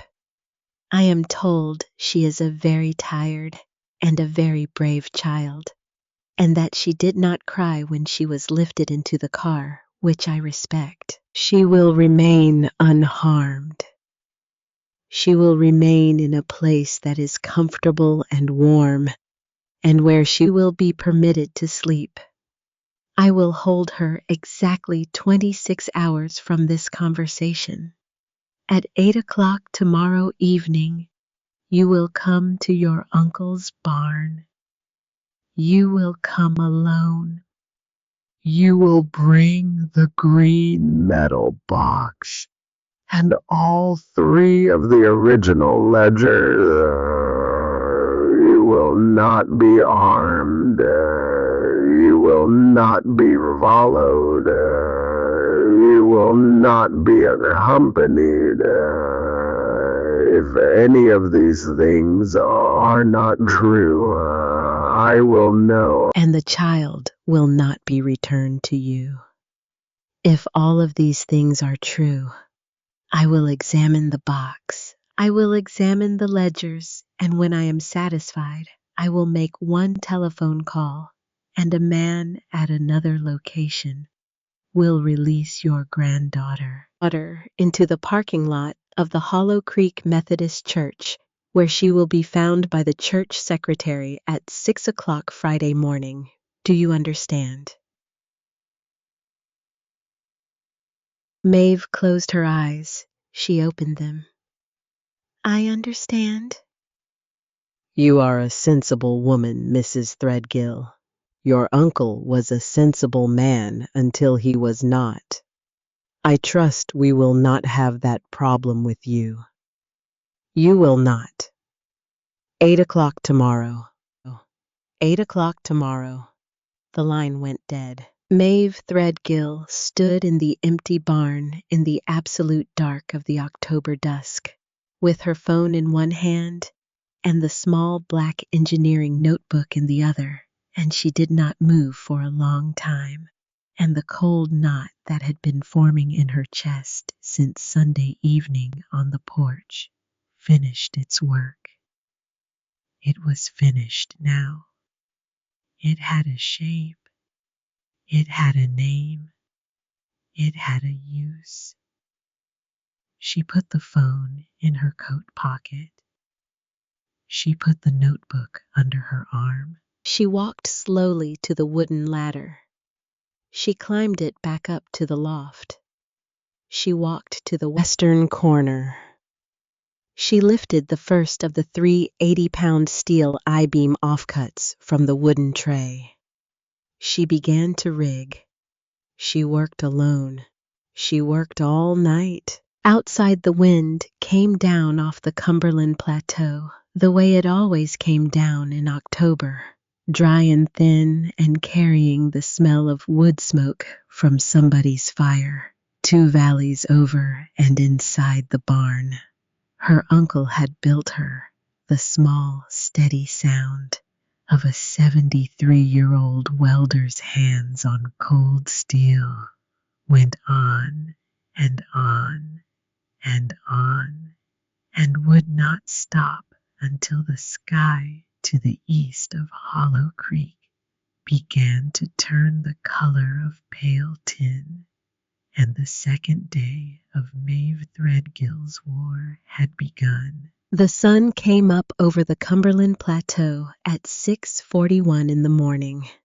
Maeve Threadgill stood in the open doorway of the barn with a cup of black coffee in her hand and her uncle's worn leather work gloves tucked into the back pocket of her jeans, and she watched the cold, pale light come down across the dirt floor and find one by one the things she had spent the night putting where she wanted them. The 3 80-pound steel I-beam offcuts were rigged in the rafters above the spot where a man would have to stand if he wanted to read a ledger on the hood of the Plymouth.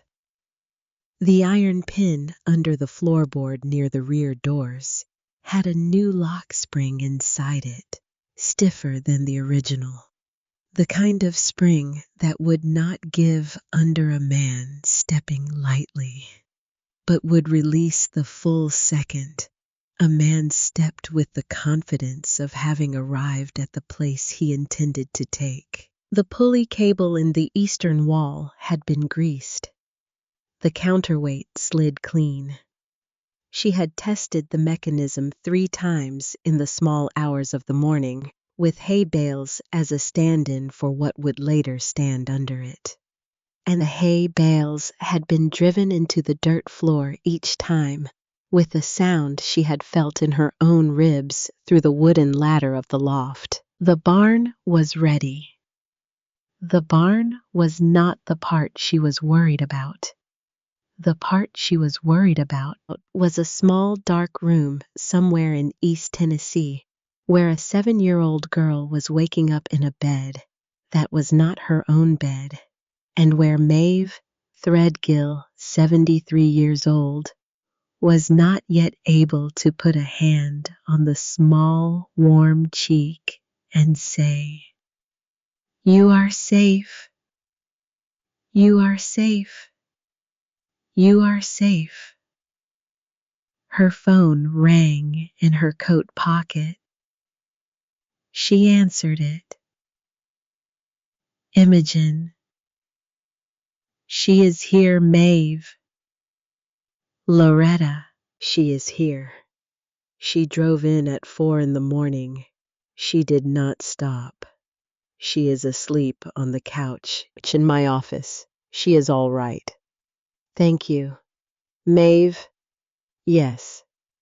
There is something else." Imogen Sterrett's voice was careful in the way it had been careful in the federal building on Wednesday afternoon, when she had explained who was going to be in the barn on Friday night. In the way the voice of a lawyer is careful when she has spent the last 6 hours awake and is about to tell a client something the client will not want to hear. "Tell me, Maggie Truitt called me at 2 in the morning. She has been working her own people in Nashville and her own people in Atlanta. She is not happy." "Tell me." One of the 4 TBI agents Maggie was going to send up Friday night was a man named Tobias Watley. She has known him 14 years. She has trusted him 14 years. He came up clean on the original vet.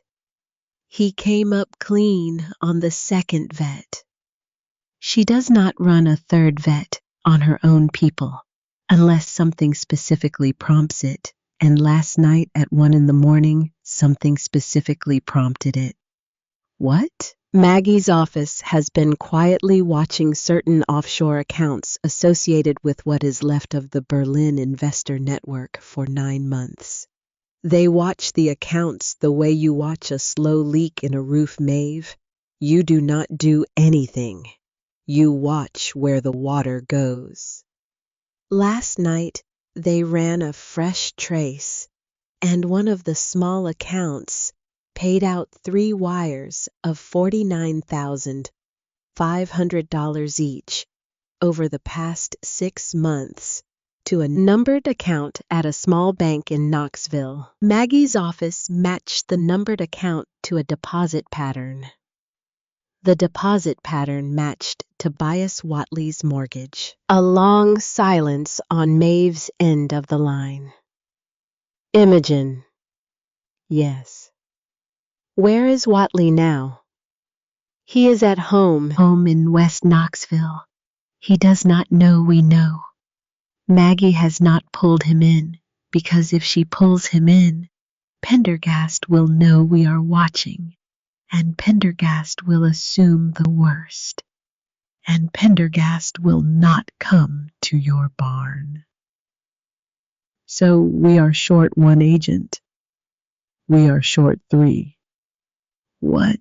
Maggie pulled the entire team this morning, Maeve. She did it 10 minutes ago. She will not send anyone she has not personally watched sleep in the last 48 hours into your barn tonight. She is flying 4 agents up from Nashville in a small plane this afternoon. Men she has known since law school. Men she trained herself. They will be on the ground in Crossville at 6:30 in the evening. They will stage at the truck stop on Highway 70. They will move on Imogen's word. Crossville is 40 minutes north of Hollow Creek. Yes, Imogen, I know. 40 minutes. I know, Maeve. I told her. She told me there is no scenario in this world in which she sends an agent into that barn tonight who she has not personally vouched for. She said if I did not like it, I could tell her to her face on Monday morning after this is over, and she would let me say what I had to say. Maeve stood in the doorway of the barn and watched the pale October light come down across the dirt floor for 1 long second. Then she said, "Tell Maggie I understand. You understand. I understand. We do it the way we have to do it. 40 minutes is 40 minutes. I have been welding for 50 years, Imogen. I can hold a barn for 40 minutes. Maeve." What? He is going to bring Vossler. I know. He is going to bring Vossler, and Vossler is going to bring at least 4 men, and you are going to be alone in that barn for 40 minutes. Against 5 men, and one of those 5 men has killed 31 people on 3 continents in the last 43 years. Maeve closed her eyes. She opened them. Imogen. Yes. I have not been alone in that barn in 43 years. My uncle has been in that barn with me since I was 16 years old. He is in that barn right now. He built the room I am standing in for the exact thing that is going to happen in it tonight. And he wrote me a notebook in 1979 that tells me how to use every inch of it. A pause on the line. Then I will see you on the radio at 7:30. 7:30. She hung up. She finished her coffee. She walked back inside the barn and she got back to work. She made the call to Wallace Pendergast at 10:17 in the morning from a payphone outside a Crossville filling station because she did not trust her own phone and she did not trust any landline within 20 miles of Hollow Creek. He picked up on the second ring. Mrs. Threadgill. Mr. Pendergast, I trust you have had a chance to consider my proposal. I have considered it, Mr. Pendergast. I have decided that $75,000 is not the right number. A small, careful pause. What is the right number, Mrs. Threadgill? The right number is $250,000 in cash. Tonight, in my uncle's barn, at 8 o'clock, the box will be there. The 3 ledgers will be there. I will be there. You will be there. Nobody else. A longer pause. Mrs. Threadgill, that is a very specific set of terms. It is my barn, Mr. Pendergast. They are my terms. There is one other thing. What? You will tell the man who has my granddaughter to release her at 6 o'clock this evening at the parking lot of the Hollow Creek Methodist Church. I will have a friend there to receive her. I will have proof of release before I open the door of the barn for you. Do we understand each other? The pause this time was the longest. When Wallace Pendergast spoke again, his voice was the warm, low, educated voice of a man who had been negotiating in courtrooms for 48 years. And the voice was perfectly steady. And the voice was also for the first time in Maeve's brief acquaintance with it slightly amused. Mrs. Threadgill, he said, you are a more interesting woman than I had been led to believe.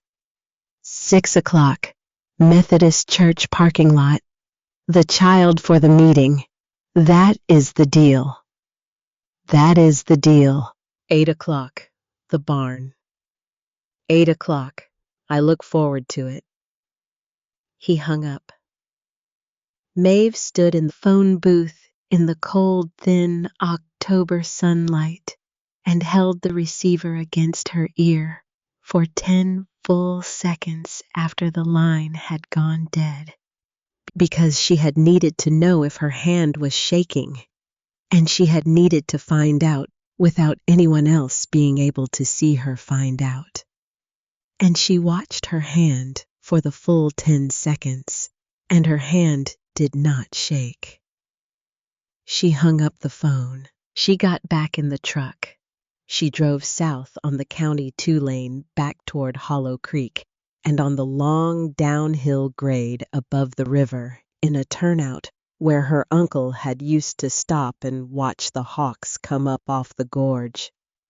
In October, she pulled over and she got out and she walked around to the back of the F-150 and she crawled underneath the rear axle. The small black GPS unit she had bought at the truck stop outside Crossville at 9 that morning for $68.90 in cash was the size of a deck of cards. She did not, of course, put it on her own truck. She had bought 2. She had put the first one on the underside of Wallace Pendergast's black SUV on Wednesday night in the 4 minutes between when he had set down his coffee and walked out of her kitchen and when he had reached the driver's door of the vehicle in her gravel drive. She had done it with a strong magnet from her own welding shop. Kneeling at her own porch, railing in the dark with her wool coat draped over her shoulders to hide what her hands were doing, while Pendergast was inside the kitchen taking his last sip of coffee and putting on his overcoat. He had not noticed. The 4 men at the corners of her property had not noticed.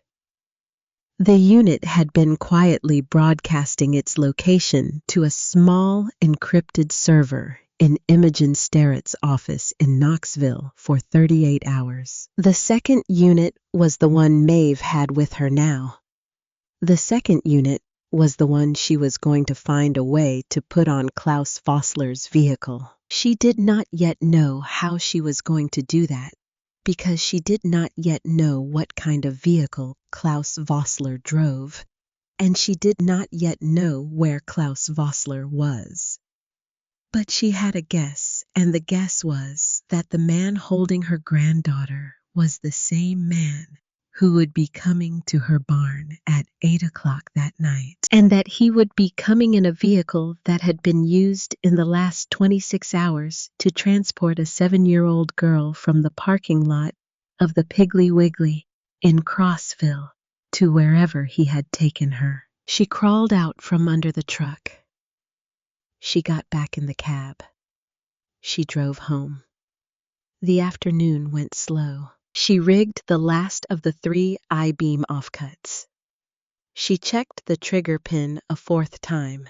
She walked the eastern wall of the barn and tested the small cedar panel her uncle had cut in 1979 on the inside of the wall behind the workbench, which opened on a quiet pair of greased hinges to reveal the stone-cut entrance of a tunnel that her uncle had spent the entire summer of 1984 cleaning out by hand and bracing with old railroad ties. The tunnel was original. The tunnel had been dug during the Civil War by a man named Ezekiel Threadgill, who had run it from the foundation of the spring house on the ridge down to the cedar grove on the bank of Hollow Creek, in case the day came when a thing went wrong on the ridge and a man needed a quiet way to leave the ridge without being seen from the county road. The day had not come for Ezekiel Threadgill. The day had not come for any Threadgill in 5 generations.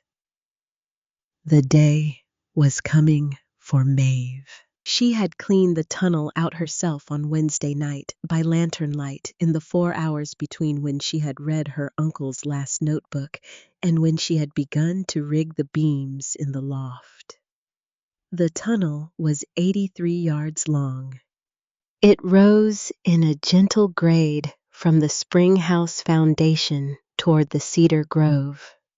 It exited through a low wooden door hinged from the inside, set into the bank of the creek behind a curtain of dry kudzu and overgrown river cane that nobody who had not been told the door was there would ever notice. She had told Ezra Bramwell where the door was. She had told him she might come through it tonight. She had told him that if she came through it, she would be coming fast, and she would be coming with somebody behind her. And she had asked him to do one small thing if that happened, which Ezra Bramwell, who was 75 years old and had not asked a single question, had agreed to do. At 4:15 in the afternoon, Imogen Sterrett called her. "Loretta is on the road back to you."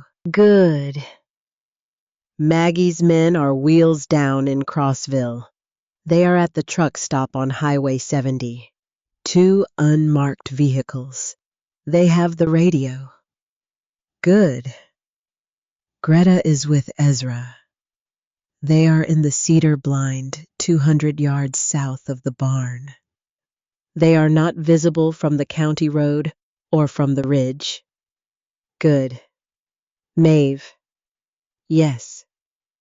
Pendergast's SUV is moving. Maeve straightened in the dirt floor of the barn. Where? It left his house in Sequoia Hills at 3:40. It got on Interstate 40 westbound. It exited at the Crossville interchange 10 minutes ago. It is currently sitting in a parking lot at a small commercial property north of Crossville. The property is owned by a shell company we have not yet untangled. The SUV has been there 19 minutes. Maeve closed her eyes. He is meeting Vossler. He is meeting Vossler. They are loading up. They will leave together. Imogen. Yes. I need you to do something for me. What? At 5:55, I need a man at the back fence of that property. I do not need him to do anything. I need him to drive past slowly in a county pickup with a folded county survey map on his dashboard and stop just long enough that any cameras on that property will record him. I need them to see a face they will recognize as Tennessee Department of Transportation on a road they would not expect Tennessee DOT to be on 10 minutes before they are about to move. I need them to pause. I need them to argue about it for 60 seconds.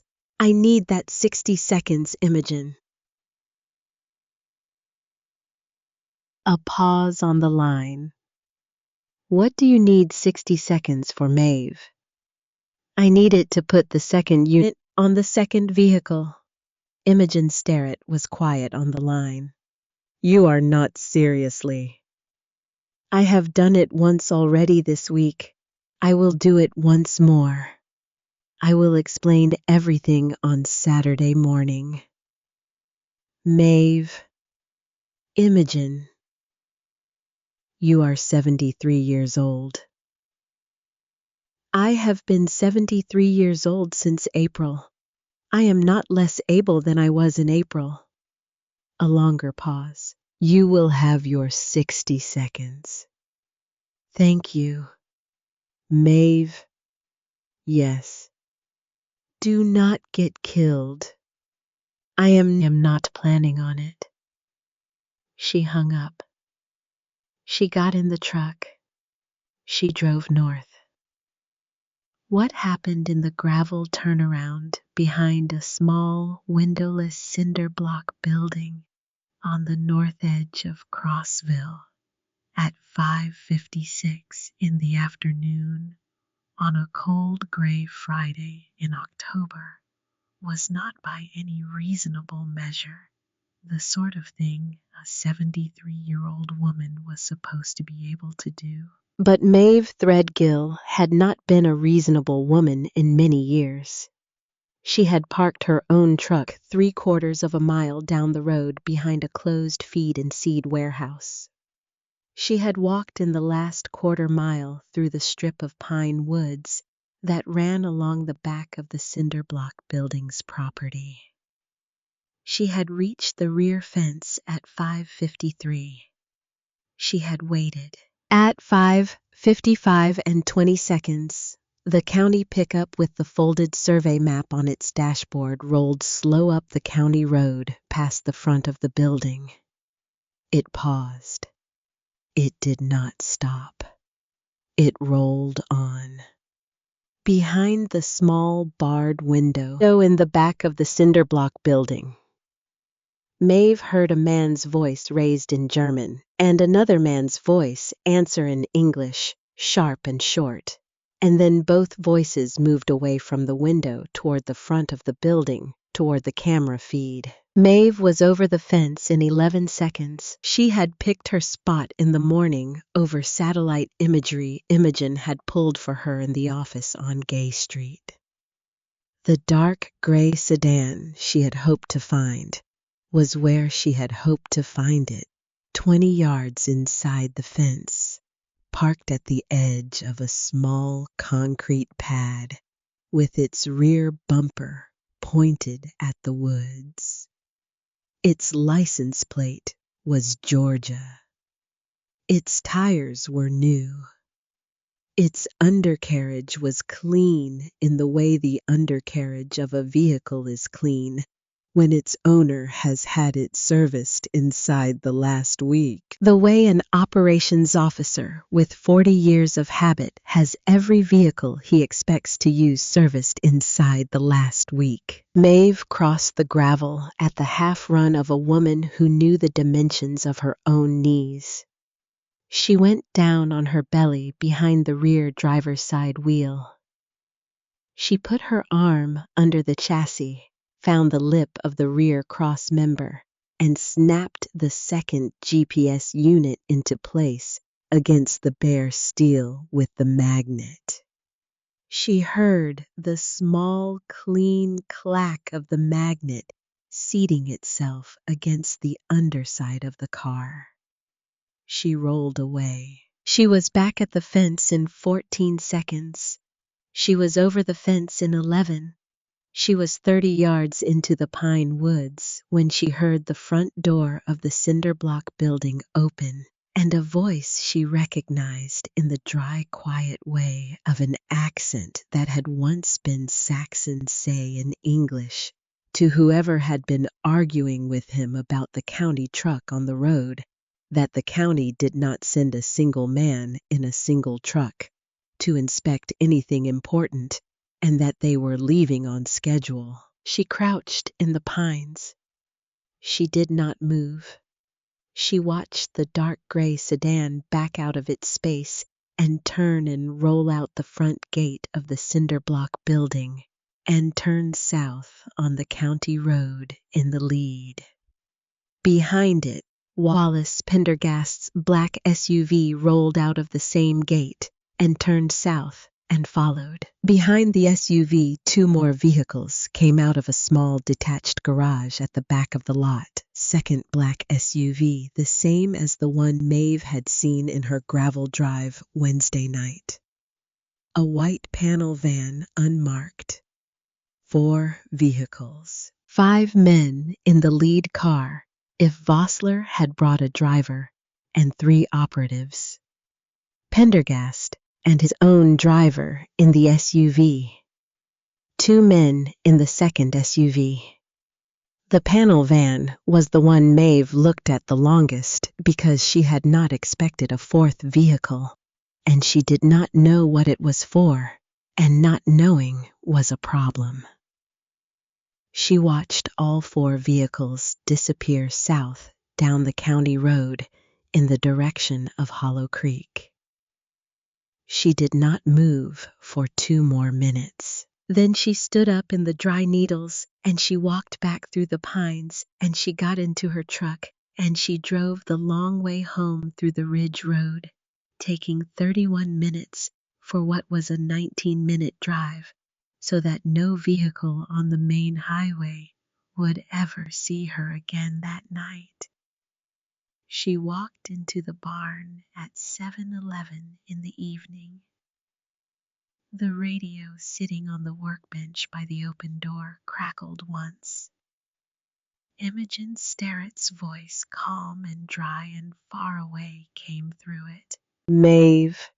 Imogen. I have you. I have Greta and Ezra in the blind.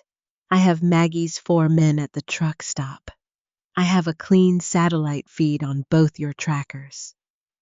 Tell me where they are. Vossler's sedan is 6 minutes south of your county road turnoff. Pendergast's SUV is 40 seconds behind him. The second SUV is right behind Pendergast. The panel van is 90 seconds behind the second SUV. They are not driving as a single convoy. They are driving in a loose stagger, the way an experienced team drives into a property when they do not yet know what they are driving into. And the second unit on the sedan. A pause on the line. Maeve. Yes. The second unit on the sedan, between 2 o'clock and 4:30 this afternoon, made 3 separate stops in a 2-mile radius of an empty hunting cabin on a tract of private land about 11 miles east of Crossville. The land is leased to the same shell company that leases the Cinderblock building. The cabin has had electricity drawn to it for the first time in 14 years. The electricity was switched on at 4:12 this morning. Maeve stood in the open doorway of her barn. Wren. Maggie's men in Nashville cross-checked the lease records 90 minutes ago. The cabin matches your granddaughter's call pattern, Maeve. Whatever phone the kidnapper had with him at the Piggly Wiggly on Wednesday night was inside that cabin from 11 that night until 8 this morning. The phone left the cabin at 8, drove east, drove west, came back at 11, has been off since. Where is the phone now? In the lead sedan, 6 minutes south of your turnoff. Maeve closed her eyes. Imogen. Yes. Tell Maggie. I have already told her, Maeve. 2 of her 4 men are already on the road from Crossville. They are not coming to your barn. They are going to the cabin. They are 11 minutes out. They will breach in 12. 12 minutes. 12 minutes. Maeve opened her eyes. The barn around her was warm and dry and smelled of cedar and old motor oil and the iron tang of her uncle's last 47 years. And she had welded steel in this room since she was 16 years old. And she understood now that everything that was about to happen in this room had been understood by her Uncle Silas on some October morning 47 years ago, when he had been a man younger than she was now. Drawing a small, careful diagram in pencil in a black leather notebook by the south window, she picked up the radio. She clipped it to her belt. She walked out into the gravel turnaround. She slid back the big door of the barn, the full 6 feet. She walked back inside. She stood at the workbench by the open door. She waited. The headlights came up the tractor path at 7:58. The lead sedan came first, dark gray. Georgia plates. Klaus Vossler at the wheel. He stopped 20 yards short of the barn in the gravel of the wide spot her uncle had once used to turn his combine. He cut the engine. He did not get out. Wallace Pendergast's black SUV came up behind him, stopped behind him, cut the engine. The second SUV stopped behind that. The panel van did not stop. The panel van turned wide of the others and rolled past, slow around the eastern side of the barn, and Maeve felt the small bottom of her stomach drop, because she understood 2 seconds before her radio crackled what the panel van was for. Maeve. I see it. He is going to put men around the back of the building. I see it. Maggie's other 2 men are still 90 minutes out. They are not going to make this. I know. Maeve. I have to go in. He cannot see me on the radio. Maeve. Tell Greta I said thank you for coming. She turned the radio off. She set it on the workbench. She walked out into the center of the dirt floor. She stood in the open beam of Klaus Vossler's headlights, in front of the rust-pitted hood of the 1958 Plymouth Belvedere, with the olive-drab metal box at her feet. On the dirt and the open ledger laid on the hood of the car, with both her hands at her sides, and the heel of her right boot resting, not quite hard enough to release it, on the iron pin under the floorboard. Klaus Vossler got out of the sedan. Wallace Pendergast got out of the SUV. 3 men in dark tactical jackets got out of the second SUV. The panel van had not come back around the eastern side of the barn yet, which meant the men in the panel van were taking their time, which meant the men in the panel van were the ones with the long guns. Maeve had 30 seconds, maybe 40. Wallace Pendergast walked into the barn first at the unhurried pace of a man who had been winning the rooms he walked into for 48 years. Klaus Vossler walked half a step behind him and to his right. The 3 men in the tactical jackets came in behind them at a distance of about 15 feet in a loose 3-point spread that put one of them, Maeve noted, exactly under the rigged beams. He moved 1/2 step to the left and broke the geometry. A patient man. A very patient man. It did not matter. Maeve was not waiting for him. She was waiting for Pendergast. Mrs. Threadgill, Pendergast said. Mr. Pendergast. He glanced at the open ledger on the hood of the Plymouth. He glanced at the green metal box on the dirt floor. He took 2 slow steps forward, and Klaus Vossler stepped with him, and the 2 of them came to rest exactly where she had calculated they would have to rest in order for Pendergast to read an open page on the hood of a car at a comfortable middle-aged reading distance. Pendergast leaned forward. His eyes dropped to the open page. He read. His face changed. It changed slowly at first, the way a face changes when a man realizes he has been looking at the wrong page in the wrong room with the wrong company present. Then it changed faster. "This is not the original," he said. "No, Mr. Pendergast. It is a notarized copy, 3 of them. One is with the United States Attorney for the Eastern District of Tennessee, who is at this minute reading it in her office in Knoxville. One is in the office of my attorney on Gay Street.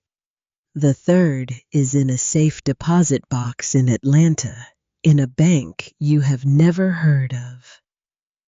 Pendergast's eyes came up off the page.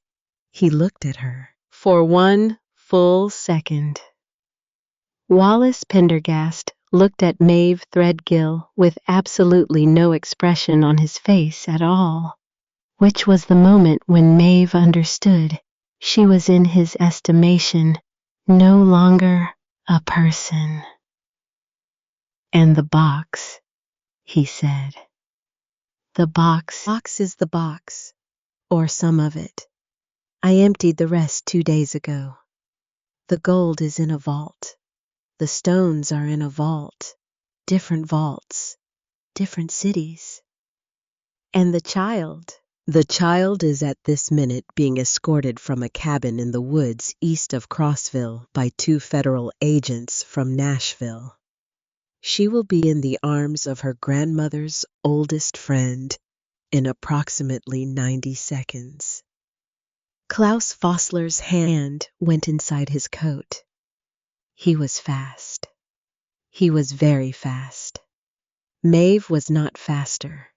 She was, however, ready in a way Klaus Vossler had not had a chance to prepare for, because Klaus Vossler had spent 40 years walking into rooms that other people built. This room had been built for him.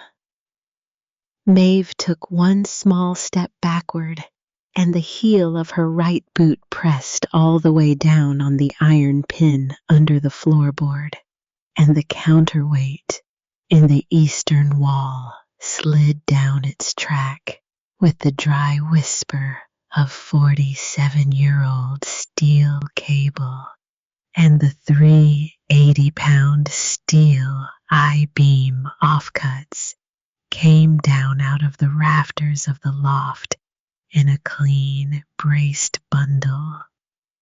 The man under the beams broke right fast, just as she had read him. The two men who had not broken right took the full 80 pounds each across the shoulders and went down into the dirt floor in a sound like the closing of two vaults at once. One of the carbines clattered out of the dirt and skidded under the Plymouth. Klaus Vossler had the pistol out. Maeve dropped flat behind the front fender of the Plymouth as the first round went through the space where her chest had been a half-second earlier and punched a clean, small hole through the cedar wall of the barn behind her. The second round took out the halogen work light above the workbench. The third went into the radiator of the Plymouth with a hard, wet sound and a fan of steam. She rolled. She came up against the cedar wall behind the workbench. She found the small, recessed iron handle her uncle had set into the panel at the height of a kneeling woman's hand, and she pulled it, and the panel swung open on the quiet, greased hinges and the dark mouth of the Springhouse tunnel. Tunnel breathed cold limestone air out into the barn as her and Maeve Threadgill went into the dark. She heard behind her Wallace Pendergast shouting at his men, his voice for the first time in 2 days, no longer the warm, low-educated voice of a senior managing partner. She heard Klaus Vossler not shouting, which was worse, because Klaus Vossler was thinking. She heard the third man, the one who had broken right, give one short answering grunt in a language that was not English. She heard footsteps come around the back of the workbench. She closed the panel behind her. She did not run. She walked. She walked at the steady, patient pace of a woman who had practiced this walk twice in the dark on Wednesday night by lantern light, and who had counted out in her head every uneven place in the limestone floor, every brace in the wall, every place where the ceiling came down low enough that she would need to tip her head. She was 16 yards in when she heard the panel behind her open. She heard Klaus Vossler come into the tunnel. He came in fast, the way a man who had spent 40 years following men into tunnels came into a tunnel. He came in without a light. He came in by sound. He was Maeve recognized very good at what he had spent 40 years doing. She had spent 50 years welding in the dark of a hood. She was very good at what she had spent 50 years doing. She walked. She walked the 83 yards of the tunnel in the absolute black of the limestone by the count of her own steps and the dry, small smell of the kudzu when she neared the lower end. She felt the wooden door under her right hand. She lifted the latch. She stepped through. She closed the door behind her. She locked the latch from the outside. She walked calmly 20 yards into the cedar grove and she crouched behind the second of the 3 big cedars where her uncle had taught her to sit still as a child. And she waited. Klaus Vossler hit the wooden door at the end of the tunnel 41 seconds later. He hit it once with his shoulder. The door did not move. He hit it twice more. The door, which was 3 inches of white oak and was braced on the outside with an iron crossbar her uncle had bolted into the limestone in 1984, did not move. She heard him stop. She heard him think. She heard him do the thing she had hoped he would do, which was to start working at the iron latch with the muzzle of his pistol. He worked at it for 40 seconds. When the latch finally gave, Klaus Vossler came out of the wooden door of the tunnel into the cedar grove, low and fast. And he came out into the small, clear patch of ground in front of the door, exactly where the door opened, exactly where the door always opened, exactly where her Uncle Silas had stood in the summer of 1984, and dug by hand a 6-foot pit covered with cedar bark and dry kudzu and dirt, and the slow, patient logic of an engineer. Klaus Vossler dropped into the pit. He fell 6 feet, and he landed wrong on his right leg, and Maeve in the dark behind the cedar heard the small, dry sound of a man's ankle and a man's knee, giving up 40 years of operations work in the space of a half-second. She did not move. She waited. Klaus Vossler did not call out. I was a Stasi-trained man. He did not call out when he fell into pits. He lay in the pit for 48 seconds in the dark, considering his situation, and then he did the thing Maeve had been waiting for him to do, which was to begin slowly to attempt to climb out of the pit. Maeve stepped out from behind the cedar. She walked calmly to the edge of the pit. She looked down. Klaus Vossler looked up. His pale eyes found hers. His face was white in the moonlight that had begun to come down through the cedars. He was not afraid. Maeve had not expected him to be afraid.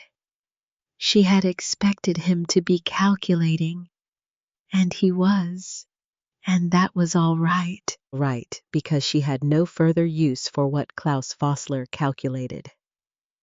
Mr. Vossler, she said. He did not answer. You are going to live, Mr. Vossler. You are going to live for a long time.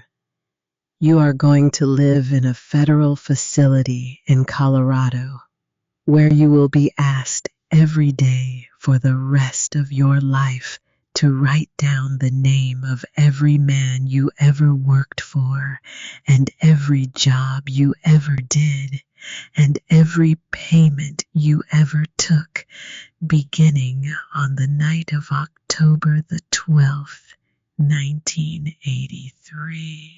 She crouched slowly at the edge of the pit in the careful way of a 73-year-old woman whose knees were the knees of a 73-year-old woman. You are not going to die in these woods, Mr. Vossler. You are not going to die in Tennessee. You are not going to die anywhere I can see you. You are not going to give me or my granddaughter or that woman in Asheville the dignity of your absence from this world. You are going to be in it. You are going to be in it for a long, long time. And you are going to spend that time writing down the names of every other man who has ever stood where you are standing. She stood up. She turned around. She walked calmly back through the cedar grove toward the cedar blind 200 yards south, where Greta Ashworth Doyle and Ezra Bramwell were waiting with the radio she had asked Ezra to bring. She did not look back. She did not need to. Wallace Pendergast was sitting in the dirt floor of the barn with his hands flat in front of him when the 4 agents from Nashville came in through the open front door at 8:11. He had not moved in the minute and 40 seconds since Maeve Threadgill had gone through the cedar wall and Klaus Vossler had followed her, because Wallace Pendergast was a senior managing partner of a Tennessee law firm, and he understood with the clarity that only a man of his particular education understood, that any movement he made in the next 60 seconds would be photographed, recorded, and used against him for the rest of his natural life. He raised his hands very slowly.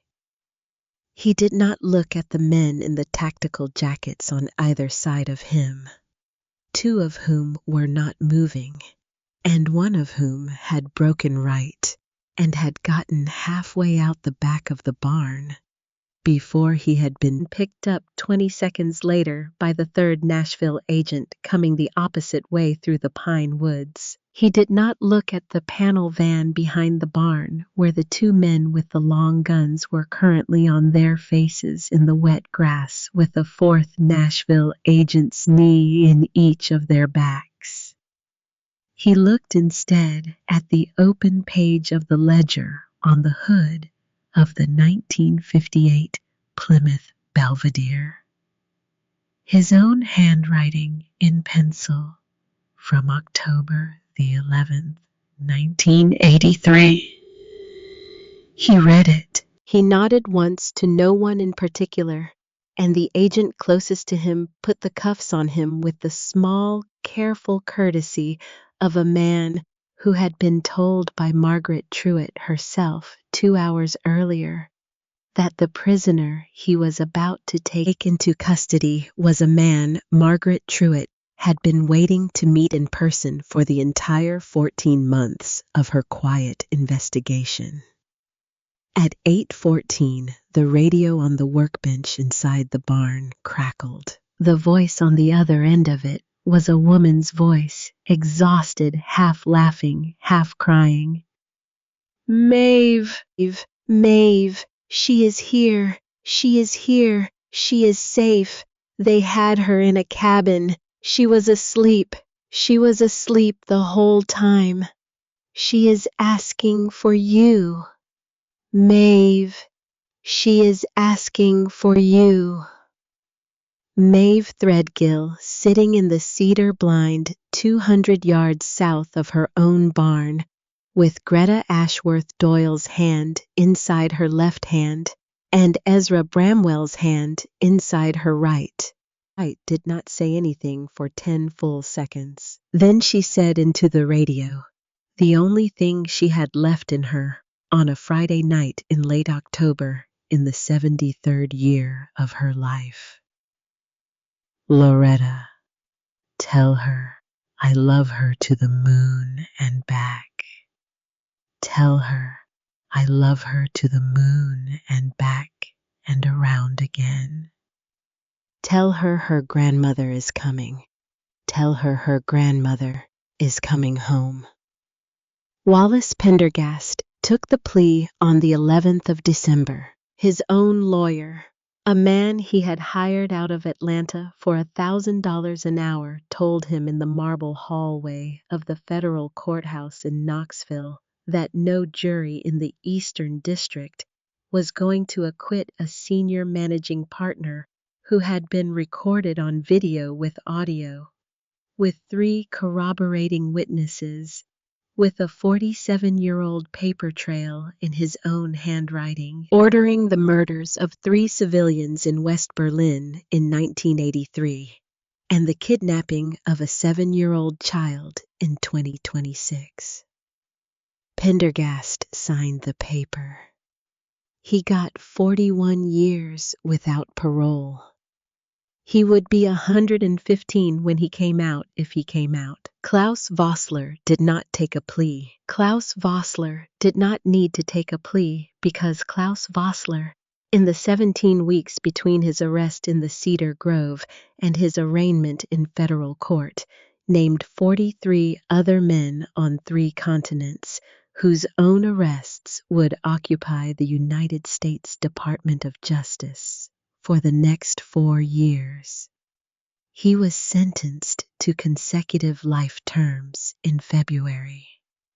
He was sent to the federal facility in Colorado, where on Margaret Truitt's specific written instruction, he was given a yellow legal pad, a pen, and a chair at a desk facing a blank wall, and where every morning at 7 for the rest of his life, he would be asked to write down what he remembered of a particular night in October of 1983. Tobias Whatley was arrested on Monday morning at 8.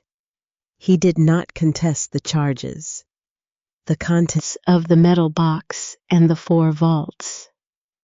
Maeve Threadgill had quietly moved them to in October, were inventoried, catalogued, evaluated, and ruled on by a panel of independent historians, 2 officers from the U.S. Treasury, and a quietly cooperating representative of the German federal government.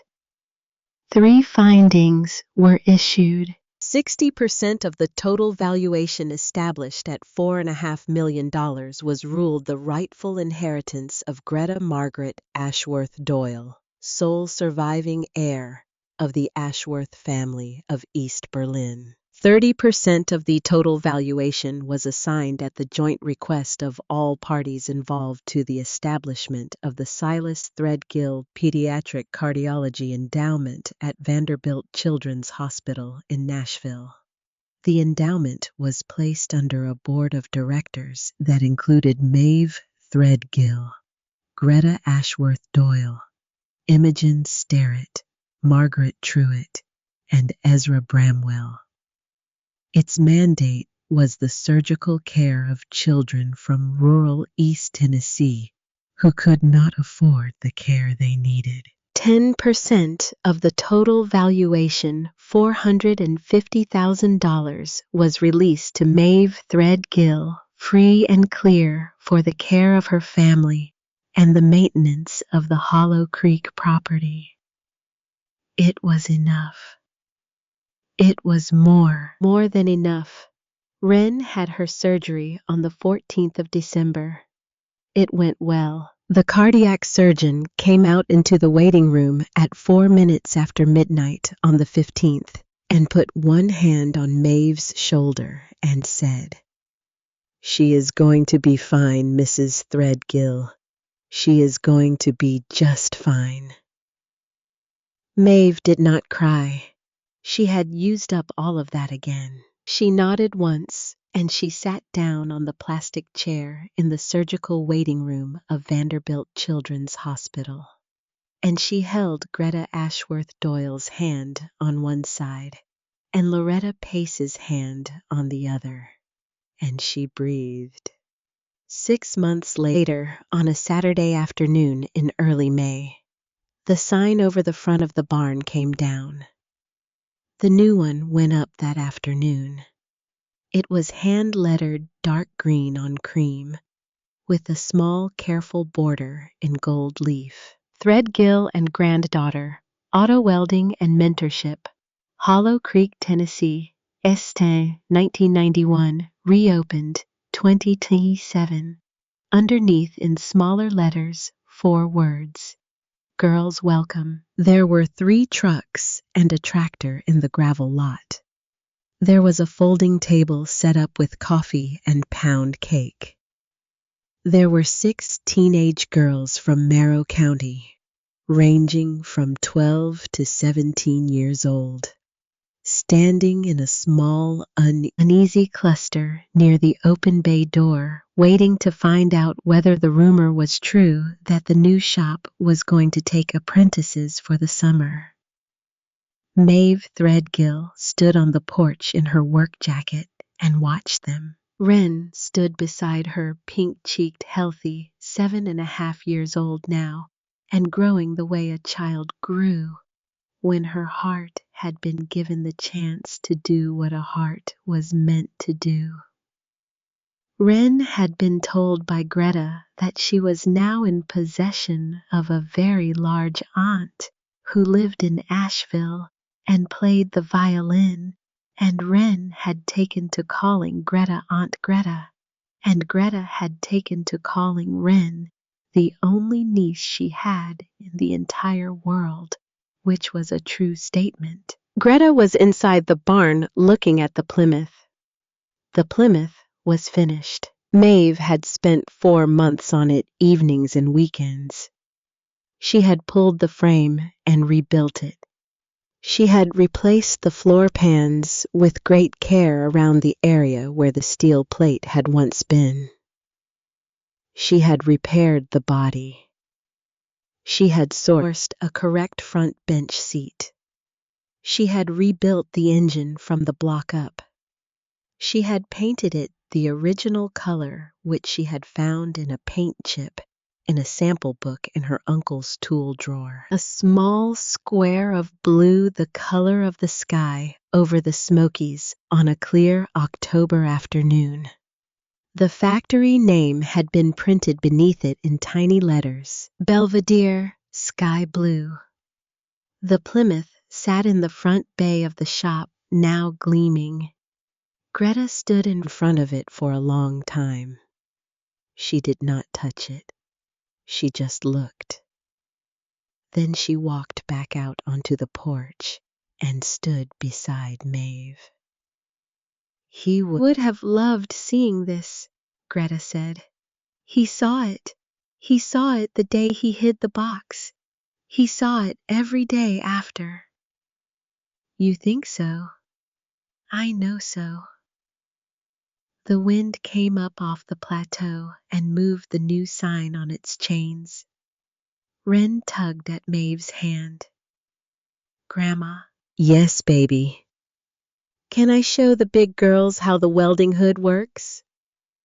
Maeve looked down at her granddaughter. She thought about a summer afternoon in 1969 when a 16-year-old girl had stood on a milk crate in the back of the same barn with a man's enormous leather gloves wrapped around her small hands and a welding hood lowered carefully over her face, and a voice in her ear that had said, "Men build airplanes, Maeve, but women like you are going to build whole worlds of their own." Yes, sweetheart, she said. Yes, you can show the big girls how the welding hood works. Walk slow. Hold the railing on the steps. Wren ran for the bay door. Maeve watched her go. Later that evening, after the apprentices had been signed up and the pound cake had been eaten, and Greta had driven back toward Asheville, and Ezra had gone home with Imogen in her car to the small new house on the river that the two of them had somewhere along the way that nobody had quite seen coming, agreed to share. Maeve walked alone up the long rise from the barn to the small family cemetery at the edge of the ridge. She stood at her uncle's stone for a long time. The stone was simple. It said, Silas Daniel Threadgill, 1945 to 2026, engineer, uncle, keeper. She had asked for that last word herself. The light was beginning to go behind the ridge. The shadows of the old white oak were long across the grass. Somewhere down the slope, a whippoorwill called twice and went quiet. She reached into her jacket pocket. She took out the brass key. It was clean now. She had taken a wire brush to it one evening that winter in the quiet of the shop, and the green oxidation had come away to reveal the dark, dense brass beneath. She knelt at the base of the headstone, and she pressed the key gently into the soft earth at the foot of her uncle's grave. She left it there. You hid the best thing inside the worst looking thing, Silas, she said quietly. I understand, and I am going to teach them. Every girl who comes through that door, I am going to teach all of them. She stood up.